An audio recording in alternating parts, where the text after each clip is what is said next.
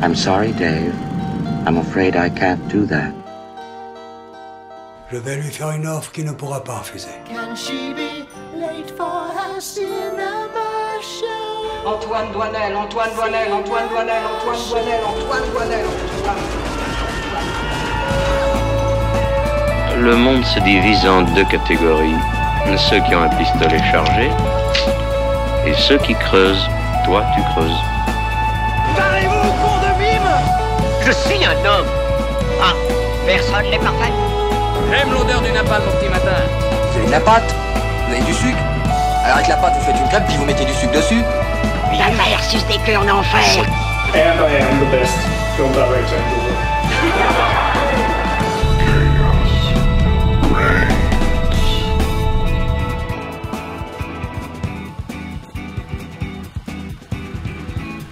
Très chers amis, bonsoir et bienvenue dans ce 32e épisode de la 7ème saison de TCS, votre rendez-vous cinéphile sur Radio Campus Montpellier 102.2 FM et sur Twitch.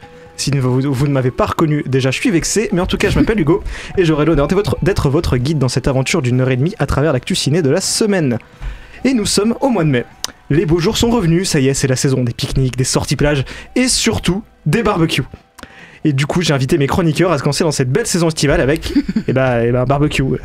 Alors, il n'y en a que 3 qui ont répondu, mais c'est pas grave parce que c'est les meilleurs et je suis sûr qu'on va s'amuser. Évidemment. Mon premier chroniqueur est un incontournable des barbecues puisque sa maîtrise de l'art de la cuisson de chipot est reconnue à travers toute la ville. Comme tous les experts de la grille, cependant, il se fera remarquer pendant toute l'émission par ses blagues pourries. Mais vu qu'on connaît personne d'autre qui manie aussi bien le pic à brochette, on était obligé de l'inviter. Bonsoir Maxime, comment ça va ? Bonsoir, de toute façon, il fallait bien un gros beauf pour assurer la soirée, donc c'était moi évidemment. C'est toi.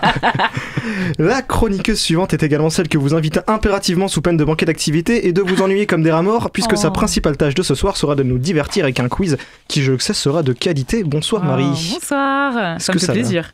Ça va, écoute, ça va. Donc ça va, ça va. Bah moi ça va très bien. Bah super. On termine avec le plus grand fan de barbecue de toute la côte méditerranéenne, notre ami Hugo. Comment ça va ce soir ? Ça va. Je vais dire une note tech, les merguez, c'est meilleur que les saucisses. Ça c'est vrai. Je suis pas. Non, j'aime les deux au même niveau, mais. Moi, je suis d'accord avec toi. En régie, on dit non. Mais on pourrait peut-être lancer un débat sur les barbecues pour compter les légumes. Non, je déconne. Merguez aux herbes. Après, les brochettes, c'est encore mieux. Mais... les brochettes, c'est cool. Voilà. Et les petits légumes aussi. Là. Oh là, j'aime bien. Le canard aussi, c'est très bon. Stop. C'est pas The Barbecue. The Culinar Show, TCS. On salue également notre équipe de choc en régie ce soir avec Yanis au son et Valentin à la vidéo. Chapeauté bien sûr par notre Lucas national. Comme chaque semaine, 3 films, 3 débats, avec cette semaine au programme Thunderbolts avec une petite astérisque à la fin de Jake Schreier, Ghostlight de Kelly O'Sullivan et Alex Thompson, et Little Jaffna de Lawrence Valin, le même Lawrence Valin qui sera d'ailleurs notre invité durant notre interview de la semaine pour en savoir plus sur son tout premier film. Bien évidemment, après on dégaine les tops de la semaine, puis le quiz de ce soir assuré cette semaine par Marie donc, avant de clôturer en apothéose sur nos recos de la semaine.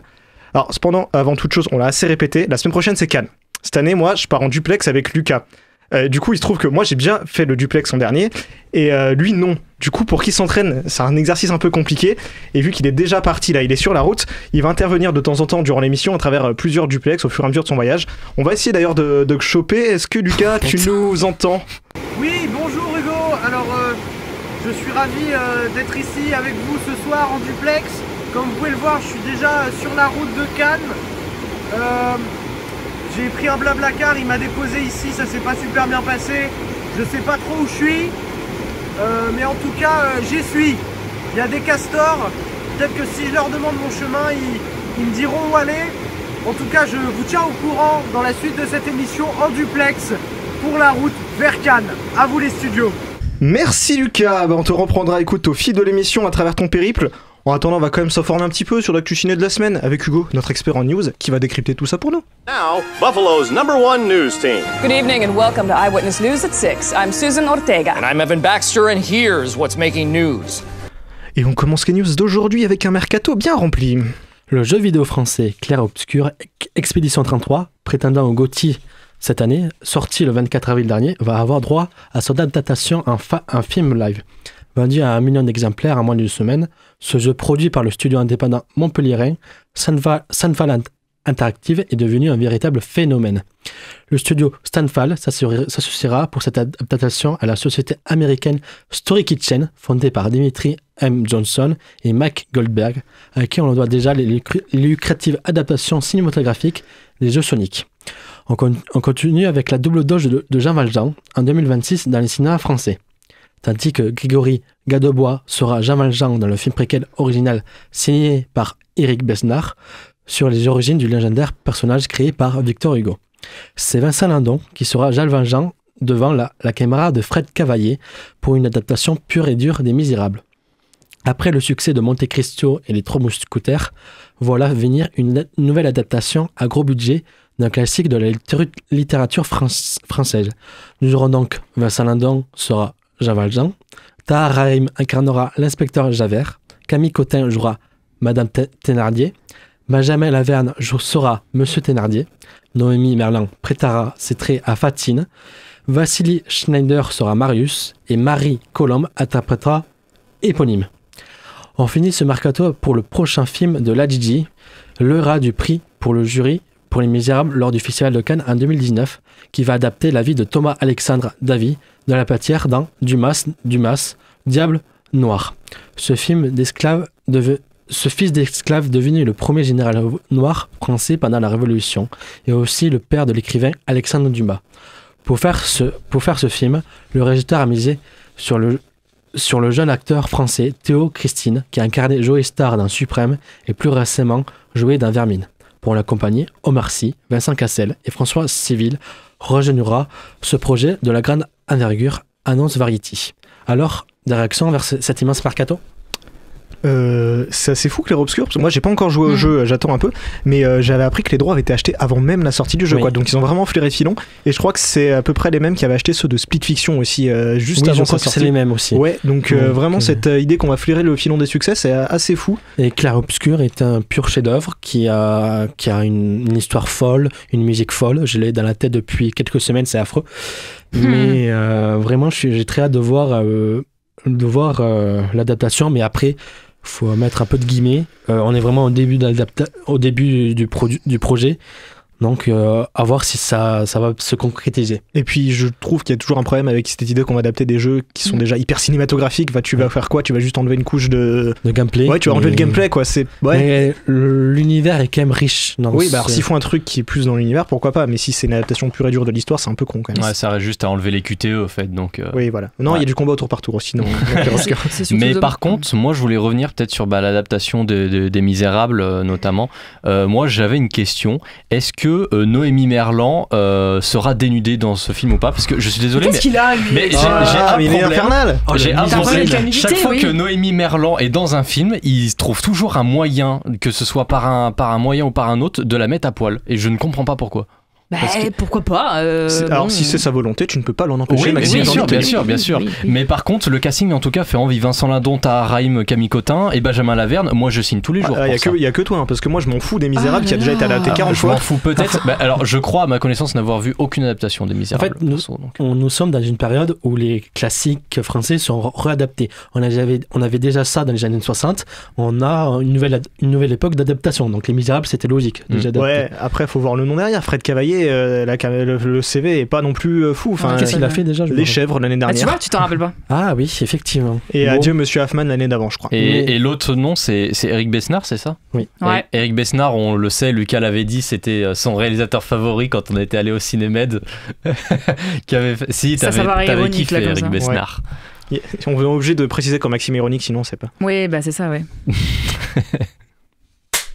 On continue toujours avec le réalisateur Ladji et son école Courtrajmé qui est attaqué par le RN et le président de la région PACA, Renaud Muselier. En 2025, faire du cinéma, c'est encore possible, à condition de ne pas trop pincer, trop inclure, ni trop déranger. Merci au RN et à Renaud Muselier pour cette brillante leçon de modernité. Un peu de contexte. Le RN et son allié macroniste Renaud Muselier, président de la région PACA, main dans la main, ont décidé de retirer pour les 2 prochaines années la subvention de 75 000 € qu'elle versait à l'association de formation audiovisuelle Courtrajmé. Tout d'abord, c'est quoi Courtrajmé? C'est une école gratuite qui aide et intègre les jeunes dans les formations audiovisuelles gratuites, accessibles à toutes et à toutes, destinées à ouvrir le cinéma à des passionnés venus de tous milieux sociaux, notamment des quartiers populaires de Marseille. C'est rare pour le souligner que ce genre de formation soit gratuite, surtout dans le privé. Alors pourquoi on a retiré les subventions de cette école ? En cause, l'usage de l'écriture inclusive dans l'école. Non, c'est pas une blague. Cette écriture n'est pas utilisée dans le dossier de candidature pour l'école ou dans les évaluations. Non, c'est à cause du site internet. Alors je suis allé voir moi-même et j'ai compté. Sur tout le site, seulement une cinquantaine de mots sont écrits en écriture inclusive, répartis sur une dizaine de pages et donc de 1000 mots écrits, soit 0,05%. Et on parle des phrases comme l'insertion socio-professionnelle des Marseillaises, .e.s. Oui, pour ce genre de phrases qu'on vient de retirer la subvention. Bien évidemment, le RN s'exclame et communique d'être heureux d'avoir combattu l'étendard de l'idéologie woke. Je cite encore, pour notre action et notre vigilance, ce n'est pas moins de 75 000 € d'argent public qui sont économisés aux contribuables. Tout d'abord, évidemment que cet argent ne va être utilisé pour autre chose. C'était de l'argent investi pour les futurs techniciens du cinéma. Ironiquement, le RN de la région PACA a aussi oublié que leur chef a détourné 4,4 millions d'euros aux contribuables récemment. Mais bon, ça c'est une autre chose. Mais bon, Renaud Muselier, un macroniste, je rappelle, persiste et signe. Il ne faut pas laisser de la place aux doctrines de division et de conflits que sont le wokisme et le négationnisme. Oui, il a tout confondu. Mais bon, un petit peu de positif, l'école va tenir et va résister à cette perte de financement. Bref, on voit que le RN s'invite de plus en plus à détruire notre culture. Une réaction vers cette horreur. Alors, moi, je tiens juste à dire, tu as parlé notamment de résiste à cette perte de financement. Il faut aussi rappeler aussi que Lajli a détourné beaucoup d'argent de son école Courtrajmé. Donc, entre le détournement pas de la fonds... cause, là, hein. Ouais, je sais, pardon. mais entre le détournement de fonds et le fait qu'on lui retire les subventions, l'école, je lui donne pas long feu. Alors, petit contexte pour Lajli, il n'a pas détourné de l'argent, c'est juste qu'il est très mauvais en finance. Ah, ouais. Dans ce cas-là, Marine Le Pen était très mauvaise en finance aussi. Il était accusé d'avoir détourné de l'argent, mais au final, le procès a montré que c'était pas du détournement. Voilà. Mais alors que Marine Le Pen, on a montré que c'était du détournement. Ouais. Mais du coup, sinon, oui, évidemment, pas étonnant venant du RN et des macronistes, j'ai envie de dire, la droite, un jour normal dans la France de droite. Voilà. C'est marrant de parler de pas céder aux doctrines quand on s'associe au RN déjà, et c'est évidemment un prétexte déguisé, puisque c'est pas du tout à cause de l'écriture inclusive qu'ils enlèvent les subventions, c'est juste qu'ils peuvent pas dire qu'ils sont racistes, hein, c'est tout. Juste du pur racisme. Mais c'est du pur racisme, absolument, parce qu'on sait très bien qu'il y a créé Courtrajmé, c'est pas que des blancs, c'est destiné essentiellement pas aux blancs, cette école, et tant mieux, c'est pour aider des gens, des étudiants qui n'ont pas forcément de possibilité d'accéder au cinéma, de faire des films. Une école gratuite, c'est pas tous les jours qu'on en a quand même, donc c'est bien de les garder quand même. Et évidemment que c'est parce qu'ils sont racistes qu'ils ont retiré ces subventions, il faut arrêter de tourner autour du pot, c'est absolument honteux de faire ça, surtout économiser 75 000 € à l'échelle d'un budget de... C'est juste un salaire d'apprend, en fait. C'est rien. C'est juste une petite crotte de nez, c'est juste histoire de faire chier. Tout est un prétexte pour faire chier. Voilà. Alors que la suppression du service national universel, ça nous fait économiser plusieurs millions, quasiment dizaines de millions d'euros. Embauchez-le, il sauve toutes les économies. Mais moi j'ai quand même une question, parce qu'ils s'en prennent à Courtrajmé, mais il y a d'autres écoles qui sont à peu près dans le même style et qui risquent de prendre cher aussi d'ici peu de temps. C'est sûr, de toute façon la culture en général. Je pense notamment à la Cinéfabrique. La Cinéfabrique, c'est pareil, ils sont axés sur la diversité et vraiment j'ai très peur, sachant qu'en plus c'est Woké. Voilà, c'est Woké. Et il y a une Cinéfabrique à Marseille aussi. Il y a une Cinéfabrique à Marseille. Et Woké, il y a pas longtemps d'ailleurs, a retiré les subventions à l'université de Lyon 2. Donc c'est pas étonnant qu'ils fassent la même chose aussi à droite à gauche. Ils vont le faire où ils peuvent. Ouais. Résultat, on n'aura plus aucun cinéaste qui sera formé. Ouais. En plus, j'y pensais, la dernière école gratuite de cinéma dont je me souvienne, c'était l'école de la Cité, ça s'est pas très bien fini. Alors c'est pas non plus le meilleur gérant du monde. On le citera pas, mais c'est Luc Besson, on est d'accord. J'avais dit qu'on le citait pas. Pardon, excusez-moi, j'ai dit le mot interdit. Mais c'est à chaque fois qu'il y a des projets comme ça, il y a toujours des trucs qui se passent. Bon là, l'école de la Cité, ils se sont tirés des balles dans le pied, mais Courtrajmé, c'est quand même très dommage ce qui s'est passé. Bon. On finit avec le succès de Sinners qui inquiète Hollywood. C'est le succès du moment, avec 61 millions de dollars amassés dans le monde lors de son premier week-end d'exploitation. Sinners a réalisé un beau démarrage. Le film de Ryan Coogler a même cumulé quelques records intéressants du côté du cinéma d'horreur. Meilleur démarrage pour un film de genre depuis de nombreuses années, et surtout du côté du cinéma original, c'est-à-dire non basé sur une franchise existante. Le dernier film original qui a aussi bien fonctionné, c'est Gravity, de Alfonso Cuarón, et il date de 2014.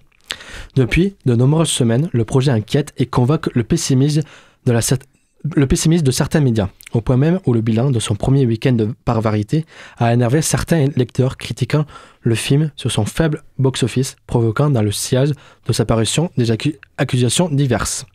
Le principal serait de voir dans cette temporisation une manière pour Hollywood de créer un narratif faisant de Sinners un échec. Mais pourquoi ? Ryan Coogler a écrit lui-même Sinners et a proposé le projet pour le faire produire et distribuer par le plus offrant. Fort de son pouvoir d'attraction acquis par Creed et les deux Black Panther, le cinéaste a été à mesure d'imposer des conditions. Le final cut de son film, c'est-à-dire un contrôle sur le montage, sa teneur et la durée du film. Droit qui est de loin d'être commun dans le système des majors. Ensuite, on a le First Dollar Gross Point. C'est la possibilité pour le réalisateur d'obtenir des revenus sur les recettes dès le début d'exploitation du film, et pas seulement après que ceci a passé un certain palier. Là aussi c'est rare, à part pour certaines stars très puissantes, comme Tom Cruise. La possession des droits. Le plus important et le plus exceptionnel, c'est que le droit de Sinners reviendra à Ryan Coogler dans 25 ans.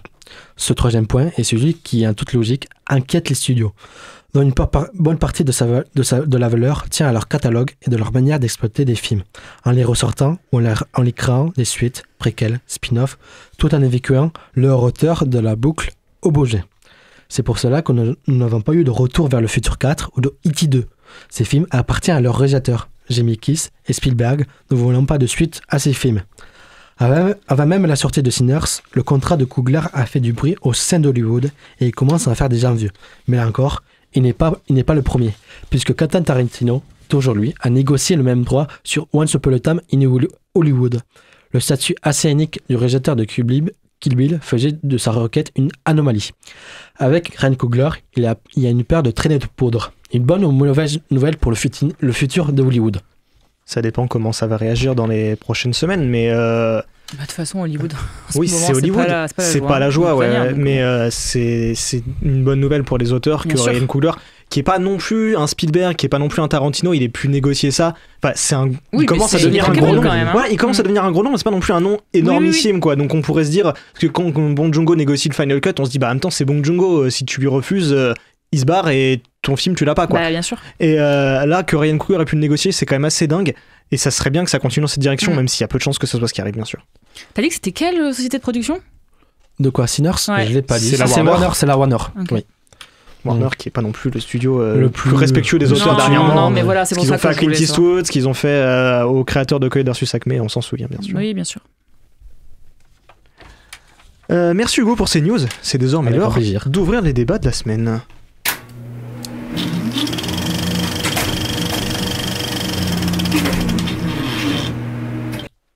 Pour rappel, nous débattrons de 3 films ce soir. Thunderbolts, toujours avec une petite astérisque, Ghostlight et Little Jaffna.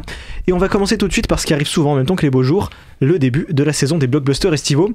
Comme presque toutes les années, c'est Marvel Studios qui ouvre le bal, et après un Captain America 4 qui a autant déçu la critique, le public et les comptables de Disney, Thunderbolts a la lourde charge de remettre la barque à flot pour la conclusion de la phase 5. J'espère du coup que les personnages sont intéressants. On a qui ? 3 clones de Captain America, la meuf de Midsommar, un personnage oublié de 2018 et un mec qu'on connaît pas. Ok, alors c'est hyper mal barré, je vous propose qu'on en reparle juste après une petite bande-annonce. There's something wrong.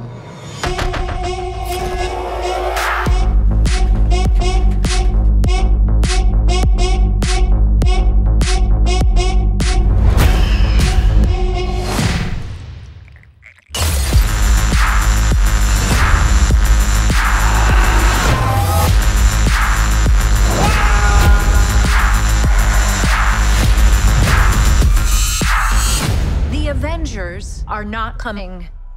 Who will keep people safe?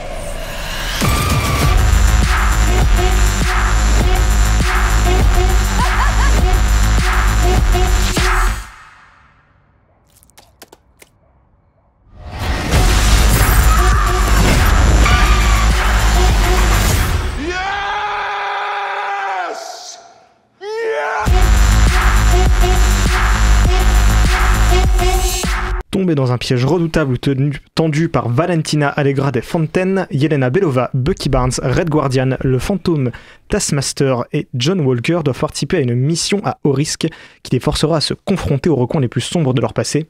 Ce groupe dysfonctionnel se déchirera-t-il ou trouvera-t-il sa rédemption en s'unissant avant qu'il ne soit trop tard?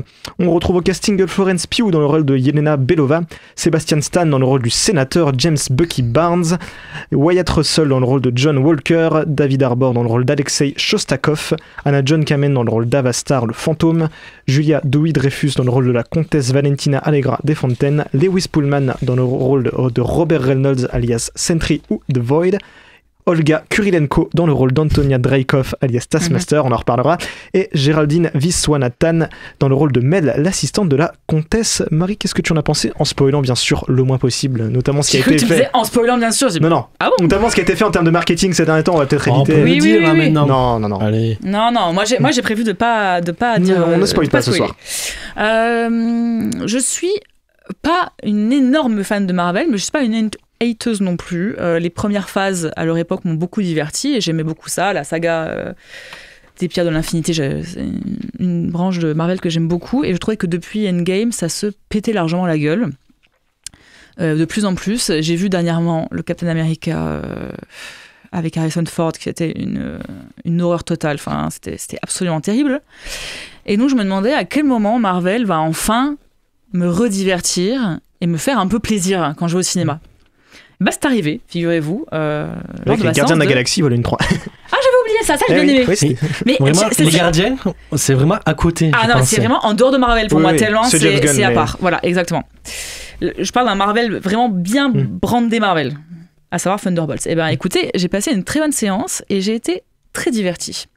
Mais cela tient à ce que les autres films ne faisaient pas, à savoir déjà qu'ils ont un bon casting, qui est bien dirigé.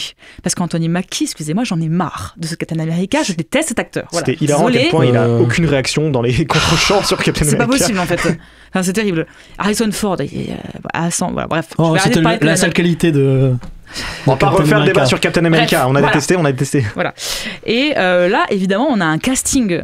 Quand t'as dit les noms, quand même, on a des étoiles dans les yeux quand on entend Florence Pugh, Sébastien Stan, David Harbour. Moi, c'est que des gens que j'aime énormément. Lewis Pullman, je l'aime beaucoup aussi. Et tout le long, je me disais, mais putain, mais où est-ce que je l'ai vu? Je l'ai vu nulle part. Top Gun 2. Top Gun 2. Non, mais je me rappelais pas. C'est juste que je connais très bien la filmographie de son père, Bill Pullman. Et qu'en fait, c'est son sosie. Ah, mais c'est beaucoup de Nepo Bibi, là, vraiment. C'est beaucoup quoi? De Nepo Bibi, il y a Wyatt Russell aussi. Tout à fait, oui. C'est vrai que oui. Et, mais écoutez, ça marche très bien. Je trouve que c'est un groupe qui fonctionne très bien. Et l'écriture pour moi est vraiment pas mal. Ça m'a tenu en haleine. Les dialogues, j'ai rigolé. Ça fait longtemps que j'avais pas ri devant un Marvel. Enfin, vous vous rendez pas compte en fait du bien que ça m'a fait de rire devant un Marvel. Je trouve que les dialogues sont très bons, qu'il y a une bonne alchimie entre les personnages et tout ça tient du fait que ce film développe assez bien, je trouve, les histoires de ces personnages et les liens qui se créent entre eux. Ce qui ne se faisait plus depuis un petit moment. Et moi, j'y connais rien à Marvel. J'ai pas lu les comics. Je voyais des gens qui, à chaque fois qu'il se passait un truc dans le film, faisaient parce qu'il venait juste de sortir un peu ce film, donc il y avait un engouement. Et je me disais, je comprends pas ce qu'ils ont. Sentry, moi, je savais pas que c'était un truc cool dans l'univers Marvel. J'en sais rien, moi. C'est très cool, Sentry. Bah voilà, il paraît. Enfin, moi, je suis néophyte. Et donc, je prends l'histoire comme elle est. Et l'histoire m'a beaucoup intéressée. Et le personnage donc de Bob, alias Sentry, je trouve que c'est un très bon personnage. Au début, on se dit, bah franchement, où est-ce que ça va cette histoire? Oui, c'est juste, on a l'impression que c'est un comic relief. Et puis, ouais, voilà. Et puis après, quand il devient autre chose, tu te dis, bah là, il n'y a plus de film en fait. C'est quoi le. Mais non, il y a un peu plus de profondeur que ça dans ce personnage. Et j'ai énormément aimé la tournure que ça a pris. Parce que c'est pas habituel en fait, comme tournure de méchant. C'est hyper intéressant comment c'est tourné. Surtout qu'il y avait un gros piège, c'était de refaire le premier Suicide Squad, en fait, d'envoyer ces personnages qui sont moi, je pensais terre à terre. Voir un Suicide Squad, moi. Voilà, d'envoyer ces personnes très terre à terre contre une menace cosmique qui pouvait absolument pas défoncer. Et non, parce que le film va plus loin, il fait autre chose. Et c'est là que j'ai été surpris aussi. Il parle plutôt de bataille intérieure, et c'est ça que j'ai énormément aimé dans le Marvel scénario. Depuis des années qu'il y a une thématique, quoi. Enfin, même si je suis pas sûr qu'il y en ait un qui avait une thématique. Ah, mais clairement. Et du coup, ça fait beaucoup de bien de voir ça. Et écoutez, le film est passé, et je suis sortie en me disant, bah j'ai vu un bon Marvel. Bah voilà, j'étais très contente. Et je trouve que cinématographiquement parlant, c'est vraiment pas mal au niveau du filmage, du cadrage. Je trouvais qu'il y avait des plans très très cool, notamment sans spoiler, vers la fin, quand c'est un autre monde, c'est dans la bonne annonce, entre guillemets. Non, à la fin. Dans un autre monde. Ah, oui. Je trouve qu'il y a des vraies idées de montage et de cadrage et de photographie qui sont très bonnes. Il y a un plan séquence dans le bunker au tout début du film, c'est assez cool à voir. Non, on ne sent pas vraiment le côté. C'est pas un plan idées. séquence qui est ultra appuyé, donc c'est cool de voir des plans séquences qui soient juste là parce que ça fait plaisir. Il y a des vraies propositions et c'est généreux, je trouve, en divertissement. Et c'est ça que j'attends aussi d'un Marvel. J'attends pas un film d'auteur, évidemment. J'attends un bon divertissement et c'est ce que ça m'a proposé. Et en plus, j'étais dans une séance très très cool parce que j'avais, je pense, beaucoup de grands fans de Marvel qui, à la fin, sans dire ce qui se passe, ont fait ouais, ils ont applaudi, ils ont alors hurlé. Que ça fait 6 mois qu'on le sait, mais ouais, ok. Et la scène post-générique, ouais, wow, les gars, calmez-vous, je ne sais pas de quoi on parle. Scène post-générique la plus longue de tout le MCU, avec presque 3 minutes de dirigée par les Russo. Réalisé par les frères Russo. Bah, tu spoil un peu ce que c'est, mais c'est pas grave. Parce que c'est plus plat. Parce que c'est plus plat, mais. Ouais. Non, mais voilà, écoutez, une très bonne surprise Marvel pour une fois. D'ailleurs, on l'a vu avec la bande-annonce qu'on vient de diffuser. Marvel, ils vendent un peu ce film comme leur film A24. Hugo, est-ce que c'est un truc que tu retrouves toi, ou est-ce que c'est juste du marketing? C'est un peu les deux. Alors, je trouve qu'il y a beaucoup d'A24 dedans, notamment dans la thématique qui parle quand même, c'est pas un spoil, ça parle de dépression, de maladie mentale. C'est quand même très jaugé pour un Marvel, on n'a jamais fait ça. C'est hyper intéressant. Dans les Gardiens de la Galaxie. Mais voilà, c'est vite fait dans le 3 et vite fait dans le 2, mais c'est pas les thématiques principales, quoi. C'est pas les thématiques, mais là c'est vraiment la thématique principale et le grand méchant du film, c'est la dépression. Ouais. Et donc ça, je trouve ça génial. C'est la personnification de la dépression. Je trouve ça génial. Visuellement est incroyable. Je trouve que c'est la meilleure idée pour représenter le personnage à l'écran. Et c'est vraiment le côté obscur qu'on a chacun tous, qu'on peut émerger, qu'on peut nous détruire. Et c'est vraiment une très bonne idée. Et qu'est-ce que c'est bien le personnage de Sentry, qu'est-ce qu'il est bien adapté, qu'est-ce que c'est trop bien. Je me suis régalé. Très très fort, sachant qu'à la base c'était pas lui, ça devait être Steven Yeun du coup, et qu'il a été. Pourquoi pas Steven Yeun, mais pourquoi pas Steven Yeun? Il était pas déjà dans Marvel lui? Non, pas du tout. Ah, non. Et en fait il se trouve qu'il y a eu la grève et du coup Lewis Pullman a dû le remplacer au pied levé et je trouve que il fait quand même un super boulot, quoi. Ouais. Et vraiment c'est passionnant et en fait je retrouve les émotions quand j'avais 13, 15 ans, que pour moi Marvel c'était le cinéma, le grand cinéma. Mais bon, j'ai changé d'avis. C'était la sortie que c'était les rares films que j'allais au cinéma. Et là, j'ai retrouvé les émotions, bien sûr, et les émotions que je trouvais. Donc, c'était génial. Et il y a plein d'idées géniales. Tout d'abord, l'intro. L'intro, elle est géniale, surtout avec une Yelena Belova qui est un déprime total. Elle est incroyable. C'est Florence Pugh. Et cette cascade qui est très bien filmée, le top shot d'un haut qui m'a j'avais le vertige. Mais Marvel, tu fais des bonnes idées, c'est rare. Et je peux pas dire, le côté A24, je le retrouve dans sa photographie. Alors tout le monde dit que elle est terne et tout ça. Et moi j'ai bien aimé ça. Hein. Mais ouais, alors, c'est pas le terne de Deadpool et Wolverine, c'est une autre forme, c'est plus contrasté. Alors pourquoi elle est aussi terne? Parce que ces personnages sont pareils que la photographie, terne, un peu pété, gris, et un béton, parce qu'ils sont enfermés dans leurs émotions, et ils ne peuvent pas exprimer leurs émotions.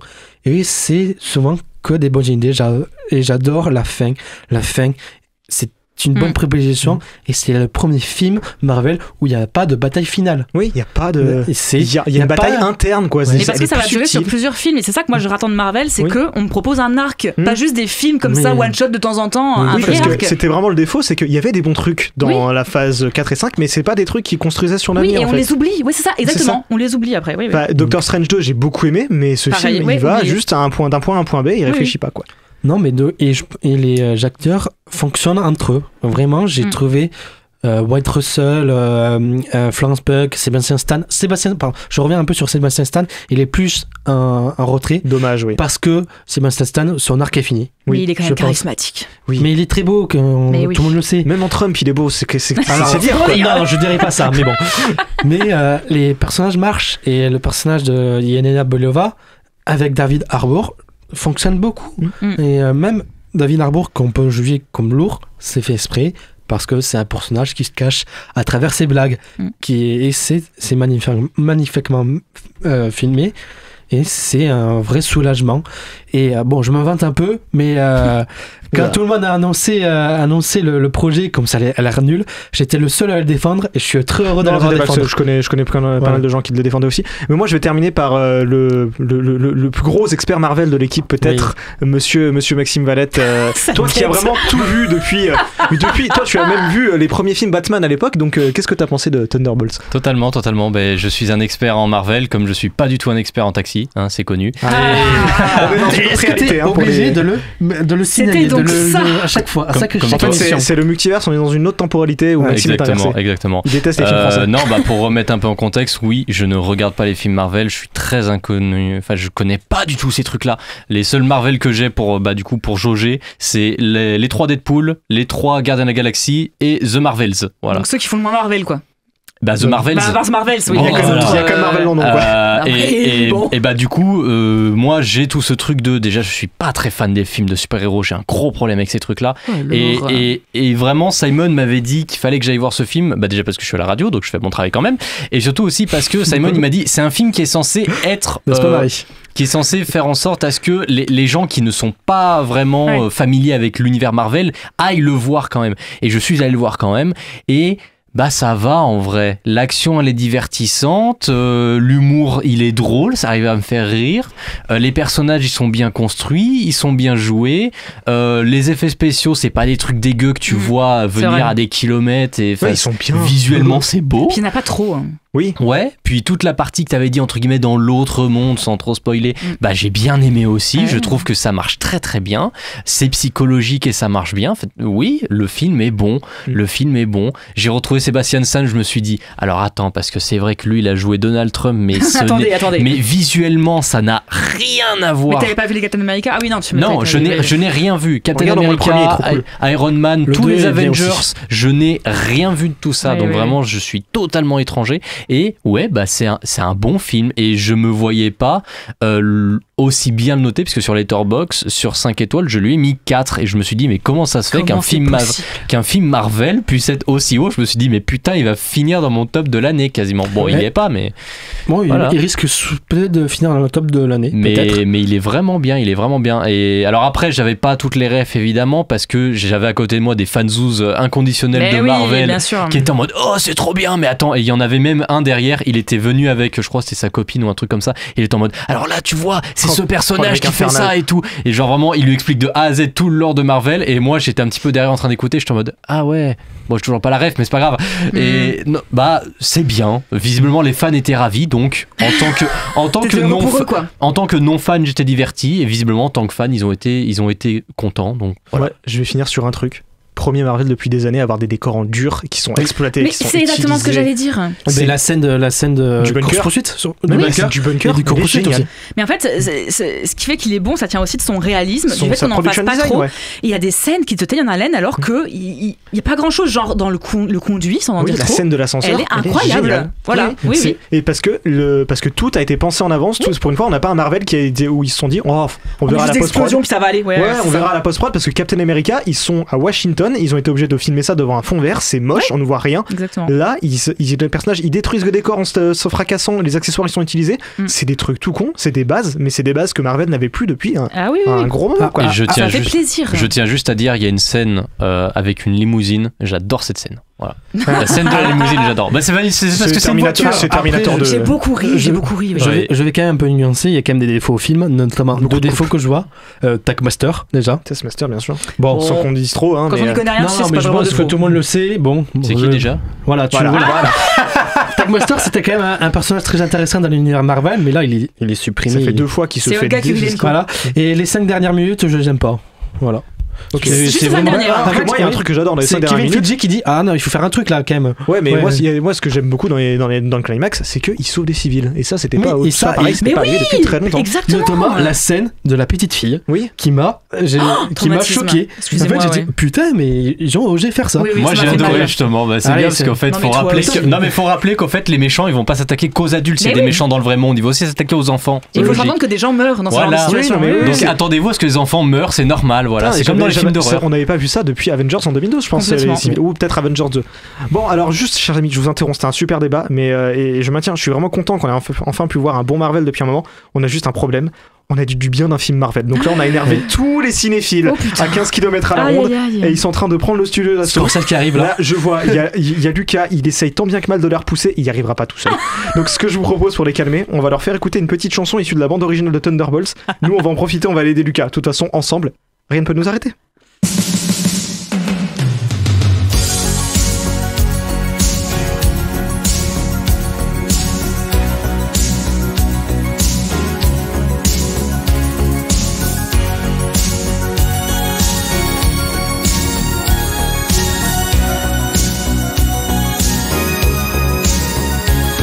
Looking in your eyes, I see a paradise. This world that I found is too good to be true.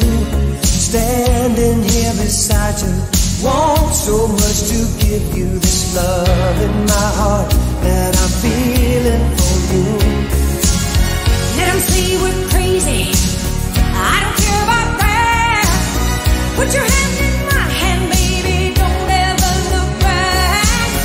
Let the world around us just fall apart. Baby, we can make it if we're heart to heart. And we can build this dream together, standing strong forever. Nothing's gonna stop us now. And if this world runs out of lovers, we'll still have each other. Nothing's gonna stop us. Nothing's gonna stop us now. I'm so glad I found you. I'm not gonna lose you.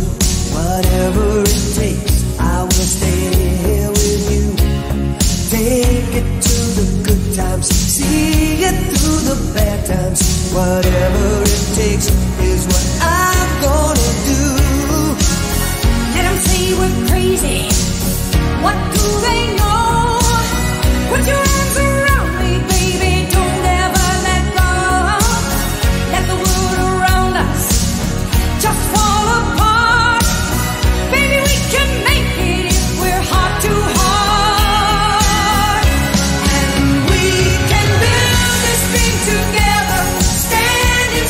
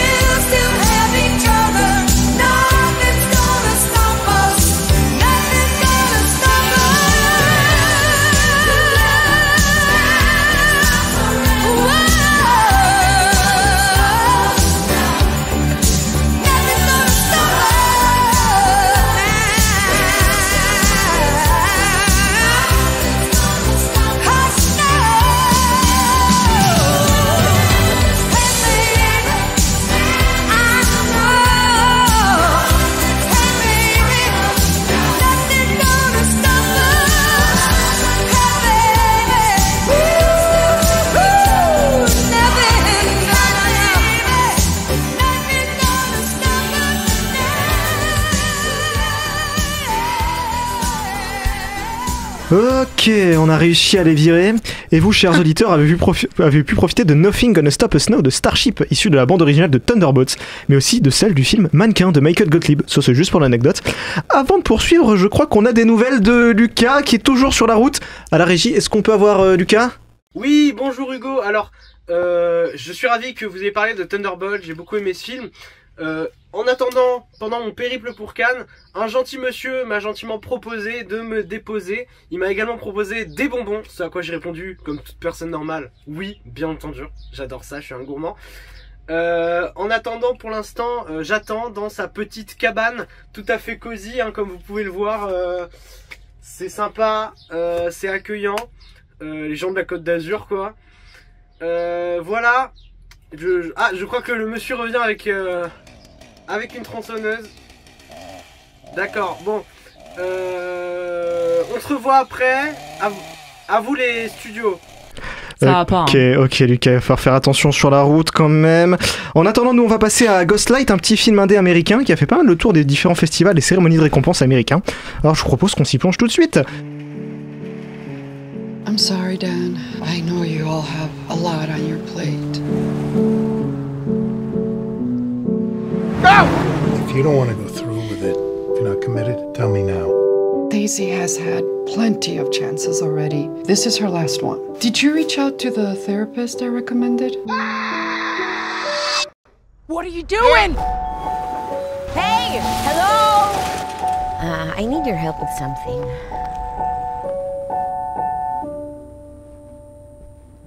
What's this? Your salvation.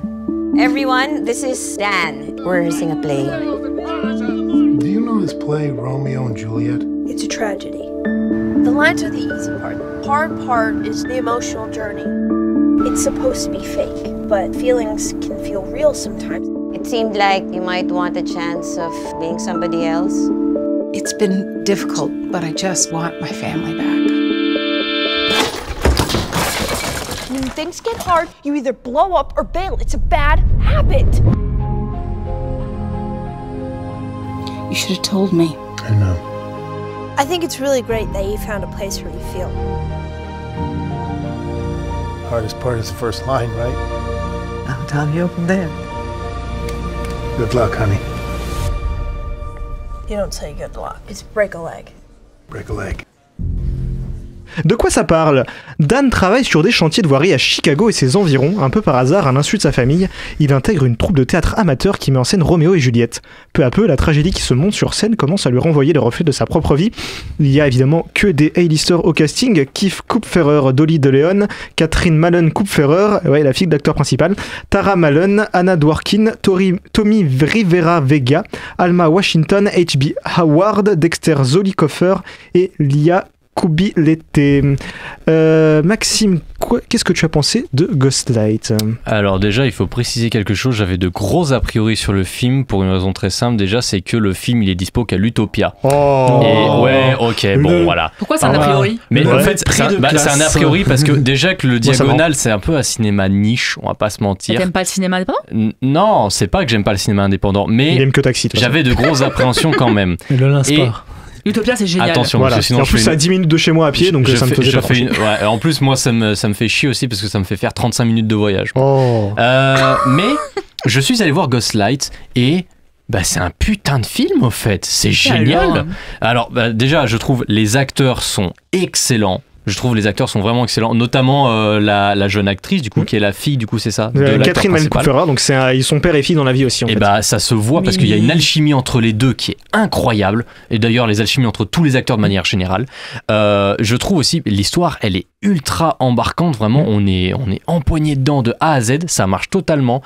Cette revisite justement de ce Roméo et Juliette, et il va se rendre compte que ça a des liens avec ce qu'il a vécu dans la vie et ça lui permet aussi d'aller de l'avant. Mais ça marche extrêmement bien.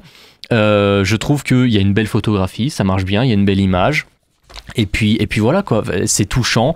Et surtout, il y a un truc que j'adore, c'est toutes les petites métaphores plus ou moins cachées de la relation entre cinéma et théâtre qui fonctionne extrêmement bien. Je pense juste, allez, scène de début, tout simple, il y a on entend écran noir, il y a des spectateurs de théâtre qu'on entend bavarder.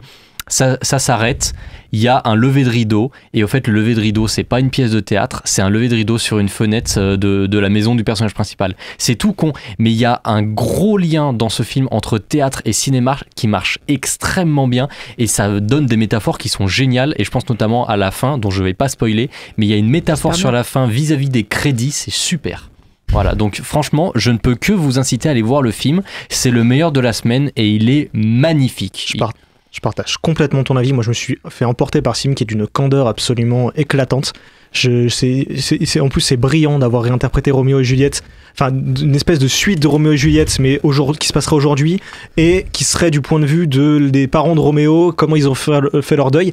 Et c'est encore un film qui parle de santé mentale, mais précisément de santé mentale masculine, qui parle de comment faire son deuil et tout, d'une manière absolument très sympathique et qui montre genre cette espèce de retenue qu'ont les hommes de plus de 50 ans qui n'arrivent pas à montrer leurs émotions et qui renferment tout dans la colère et du coup de voir cet homme passer par le théâtre pour retrouver pour faire son deuil, en fait, je trouve ça c'est brillant. Hugo, est-ce que c'est un avis que tu partages aussi ? Alors, premier truc, je déteste les films qui te font pleurer. Voilà. Alors, t'es chiant. Tu détestes les émotions, en fait. C'est un homme, en fait. Oui. Alors, j'aime beaucoup le film, mais je déteste les films qui ont ce objectif de te faire pleurer. Par exemple, La Ligne Verte. Je déteste ce film.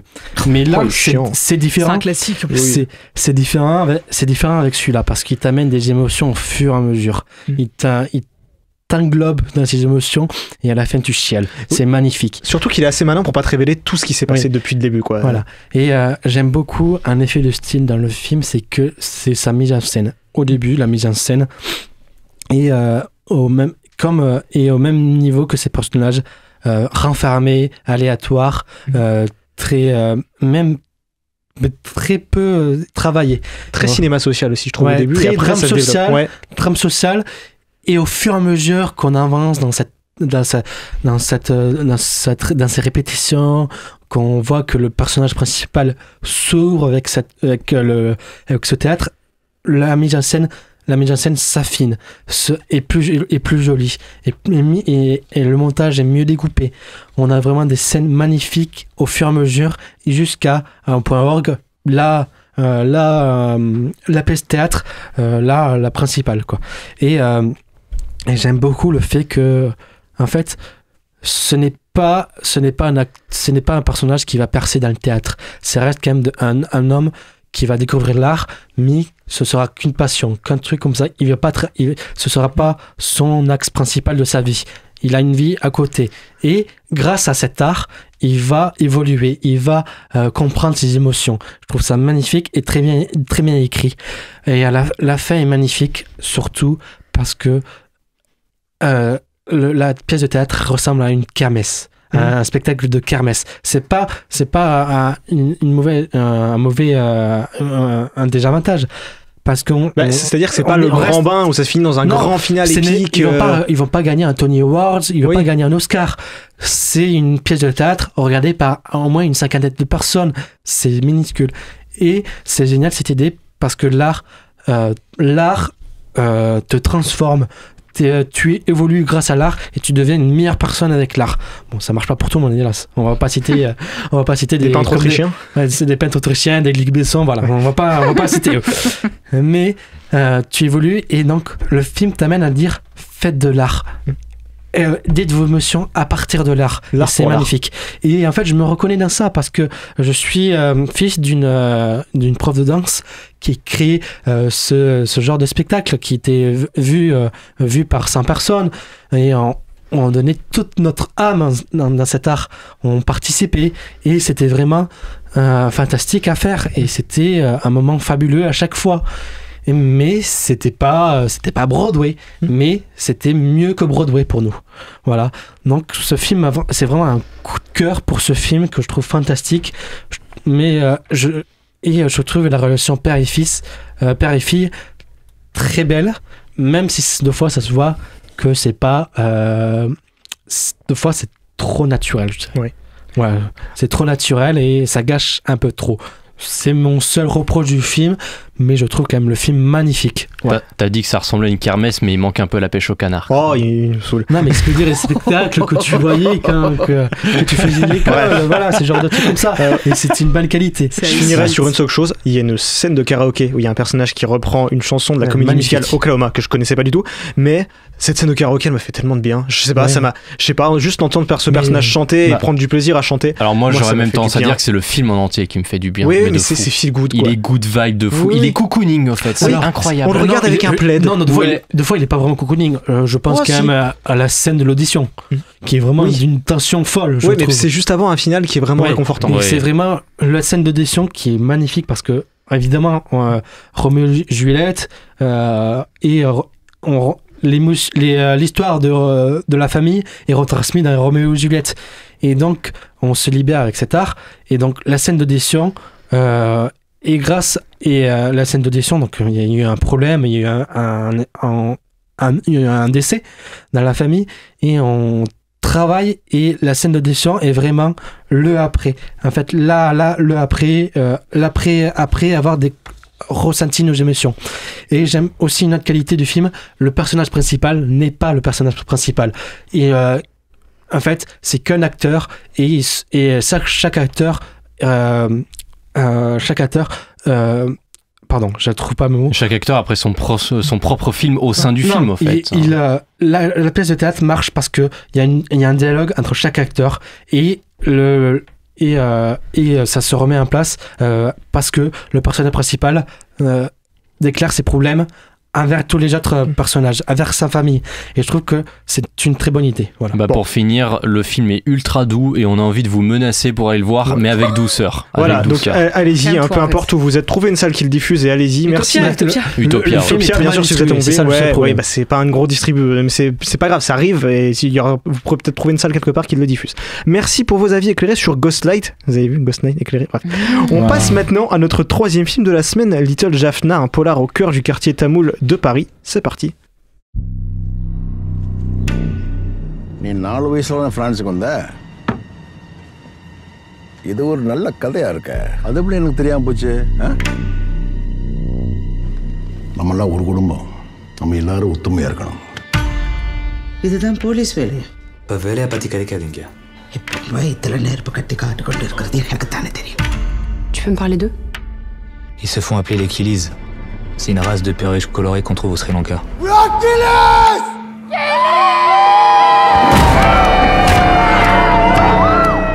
Et Aya? Tout le monde a peur de lui. C'est le plus grand argentier des tigres tamouls en France. Tu saurais où poser un traceur?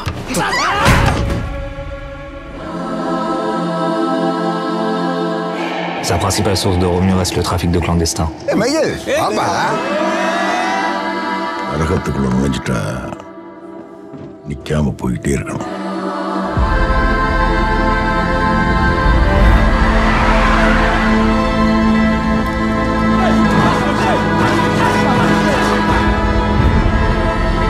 ரேணன் தன்னுடைய நிலத்தை இழக்கும் போது அவனுடைய அடையாளத்தை இழந்துடுறான். தமிழரின் தாகம், தமிழரின் தாகம்.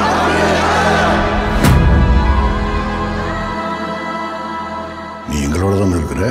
நான் உங்களோட தான் இருக்கிறேன் ஐயா. பொய் சொல்றேன். Le quartier de Little Jaffna à Paris est le cœur d'une communauté tamoule vibrante où Michael, un jeune policier, est chargé d'infiltrer un groupe de criminels reconnus pour extorsion et blanchiment d'argent au profit de rebelles séparatistes au Sri Lanka. Mais à mesure qu'il s'enfonce au cœur de l'organisation, sa loyauté sera mise à l'épreuve dans une poursuite implacable contre l'un des gangs les plus cachés et plus puissants de Paris. On retrouve au casting Laurence Valin, le réalisateur du film, donc dans le rôle de Michael, et aussi Puviraj Ravindran, Vela Ramamurthy, Radhika Sarakutumka Kumar et Marilou Ossilou. Hugo, qu'est-ce que tu as pensé de ce polar au cœur des quartiers tamouls? Alors, petit coup de cœur aussi. Je trouve ce film passionnant dans sa mise en scène, dans son propos, que je trouve très intéressant. Donc, on parle d'un flic qui va s'infiltrer dans la communauté tamoul. Tu trouves que je lis pas bien les résumés? Si. Non, mais ce que je veux dire, c'est que. Pardon. Tu fais mal ton travail. Voilà, Ah, je ok, voulais dire. d'accord. Bah, écoute, lui les résumés Non. et toi tu écorches le nom des films. Voilà, Oui, c'est chacun. ça. Chacun son Donc, boulot. chacun son son boulot. talent. Non, ce que je veux dire, c'est qu'il amène beaucoup. Il amène un sujet que je ne connaissais pas, une culture que je ne connaissais pas. C'est le Sri Lanka et même le Tamoul. Je ne connaissais pas ça. Je ne savais pas qu'il y avait un génocide là-bas. Je ne savais pas qu'il y avait une guerre. Et déjà, ça, c'est une grande force du film, c'est que il nous transmet une communauté, une histoire, et je trouve ça passionnant. Le film parle aussi de la communauté et surtout à quel point tu peux être une ordure pour protéger ta cause, pour protéger ta famille, et à quel point tu peux faire des mauvaises choses. Parce que pour le rappel, c'est quand même une mafia. C'est des sujets qui sont plus très d'actualité, je trouve. C'est très d'actualité. On va pas citer un conflit actuellement, mais bon. Non, Maxime. Non, Maxime, c'est Le bon. Yémen. Ah non, je parlais pas de ça, mais bon. En Ukraine. Non, l'autre. Non, mais stop. Il y en a Arrêtez de trop. citer Ça des sert juste à nous conflits. rappeler qu'il y a trop de conflits dans Oui, ce oui, c'est juste me déprimer. Actuellement, il y a l'Inde et le Pakistan, mais bon.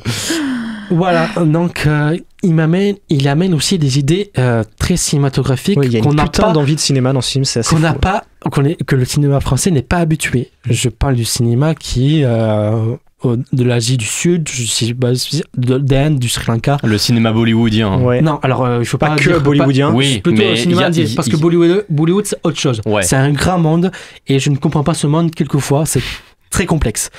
Mais D'ailleurs, cette- il y a une scène très bien où on voit les protagonistes au cinéma et on voit la manière qu'ont les gens d'Asie du Sud-Est de consommer du cinéma et tu te dis, ok, alors jamais. Chez nous, c'est C'est- irréalisable. Ça, c'est un stade de foot. Alors, chez nous, ça peut arriver, mais c'est uniquement au moment du chicken jockey dans Ouais, Minecraft. c'est uniquement dans One Piece. Wow, la Non, mais ref. ce que j'ai envie de tester ça en fait, de faire une Ah, séance moi, comme moyen. ça. Mais surtout, petite anecdote, donc le Je vais personnage jouer d'Aya, Guichard, ça me suffit. le personnage d'Aya, donc le patron, joue dans le film qui est diffusé. Ah, c'est marrant ça. Voilà, donc c'est juste un truc marrant. Mais c'est une communauté qui est très, comment dire, très Solidaire. voilà, pardon. Donc on nous amène dans cette communauté et c'est génial. Et il y a des idées de cinéma, il y a à la fois du drame social, du polar américain et aussi du cinéma qui vient de là-bas. Et franchement, je pense à la scène de course-poursuite qui est géniale. Vraiment, je me suis éclaté devant et des effets de mise en scène qui sont très belles. Je pense aussi à la scène qui m'a beaucoup plu, c'est celle où on voit le mariage entre deux personnages qui fait penser à du Roméo et Juliette. Il y a même une citation avec l'aquarium. Voilà, je trouve ça, ces scènes très jolies, des moments purs de cinéma et j'ai envie d'avoir plus. Je pense, je dirais même au réalisateur, vas-y, lâche-toi, fais ce que tu as envie et je trouve ça passionnant. Ouais, bah moi je suis assez d'accord. Après, je trouve que tu parles de cette scène d'action au début, ça m'a vraiment mis dedans. J'étais là, oh waouh, trop bien. Et puis Il y en le a film, pas assez. voilà, Ouais. c'est ça que le film retombe sur son deuxième acte et il s'enfonce dans le drame social. Et c'est bien le drame social, mais quand on m'a vendu plein d'actions au début, moi j'ai envie de voir, même si c'est juste un polar, j'ai envie de voir un peu plus d'action. Tu m'as proposé de l'action, donc Mais il y a donne-moi de l'action. Il y a une scène de tension dans les souterrains que je trouve très bien réalisée, mais c'est vrai qu'on manque d'action qu'on nous avait promis. Oui, voilà, Mais c'est le dommage. film se remet pas de son intro en fait, Voilà. c'est assez dommage. L'intro Et- est tellement bien que Et c'est après, ouais. pareil, à la fin, je m'attendais à un moment hyper tendu et ça finit un petit peu comme ça, quoi, entre le fromage et le dessert.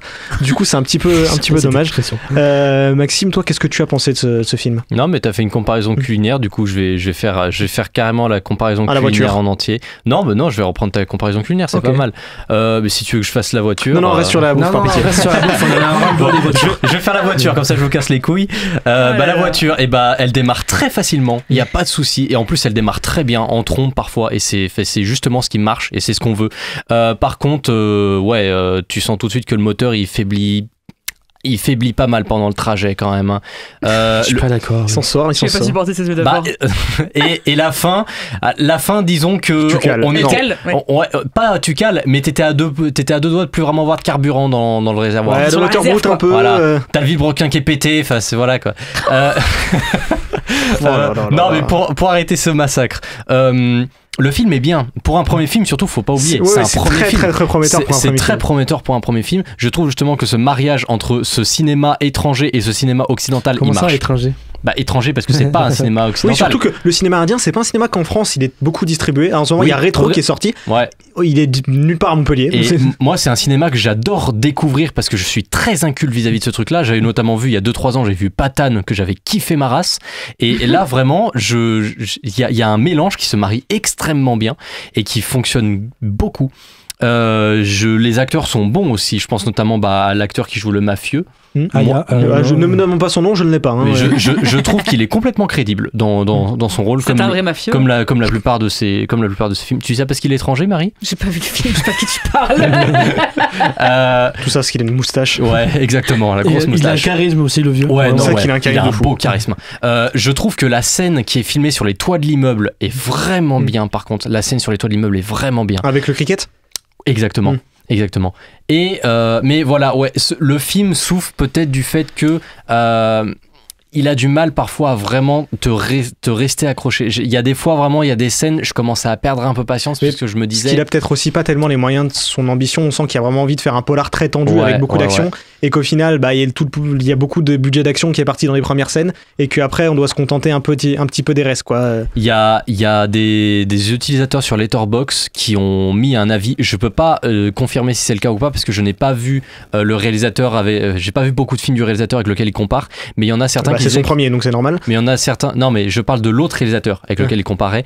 Et il y en a qui disaient que c'était un peu un film à la Scorsese, mais un peu soporifique, notamment sur le milieu du film. Non, je suis tellement pas d'accord. Ouais. C'est juste un film de mafieux, c'est tout. Moi j'avais envie de m'endormir, mais c'est parce que je m'étais levé à 5h, donc j'ai une excuse. Ouais. Non, c'était pas la faute du film. Mais je suis pas d'accord que ça soit soporifique. C'est juste que le film t'avait promis un truc et comme il part un peu dans une autre direction, c'est vrai que ça surprend et que t'as envie de décrocher un peu. Quand même. Voilà, au début il fait très polar tendu, mais il part vers autre chose. C'est pour ça. Et c'est très dommage, ouais. Et gros big up. Parce que ça, je trouve ça génial. La gifle avec un poisson, c'est génial. Oui, c'est une super idée d'action.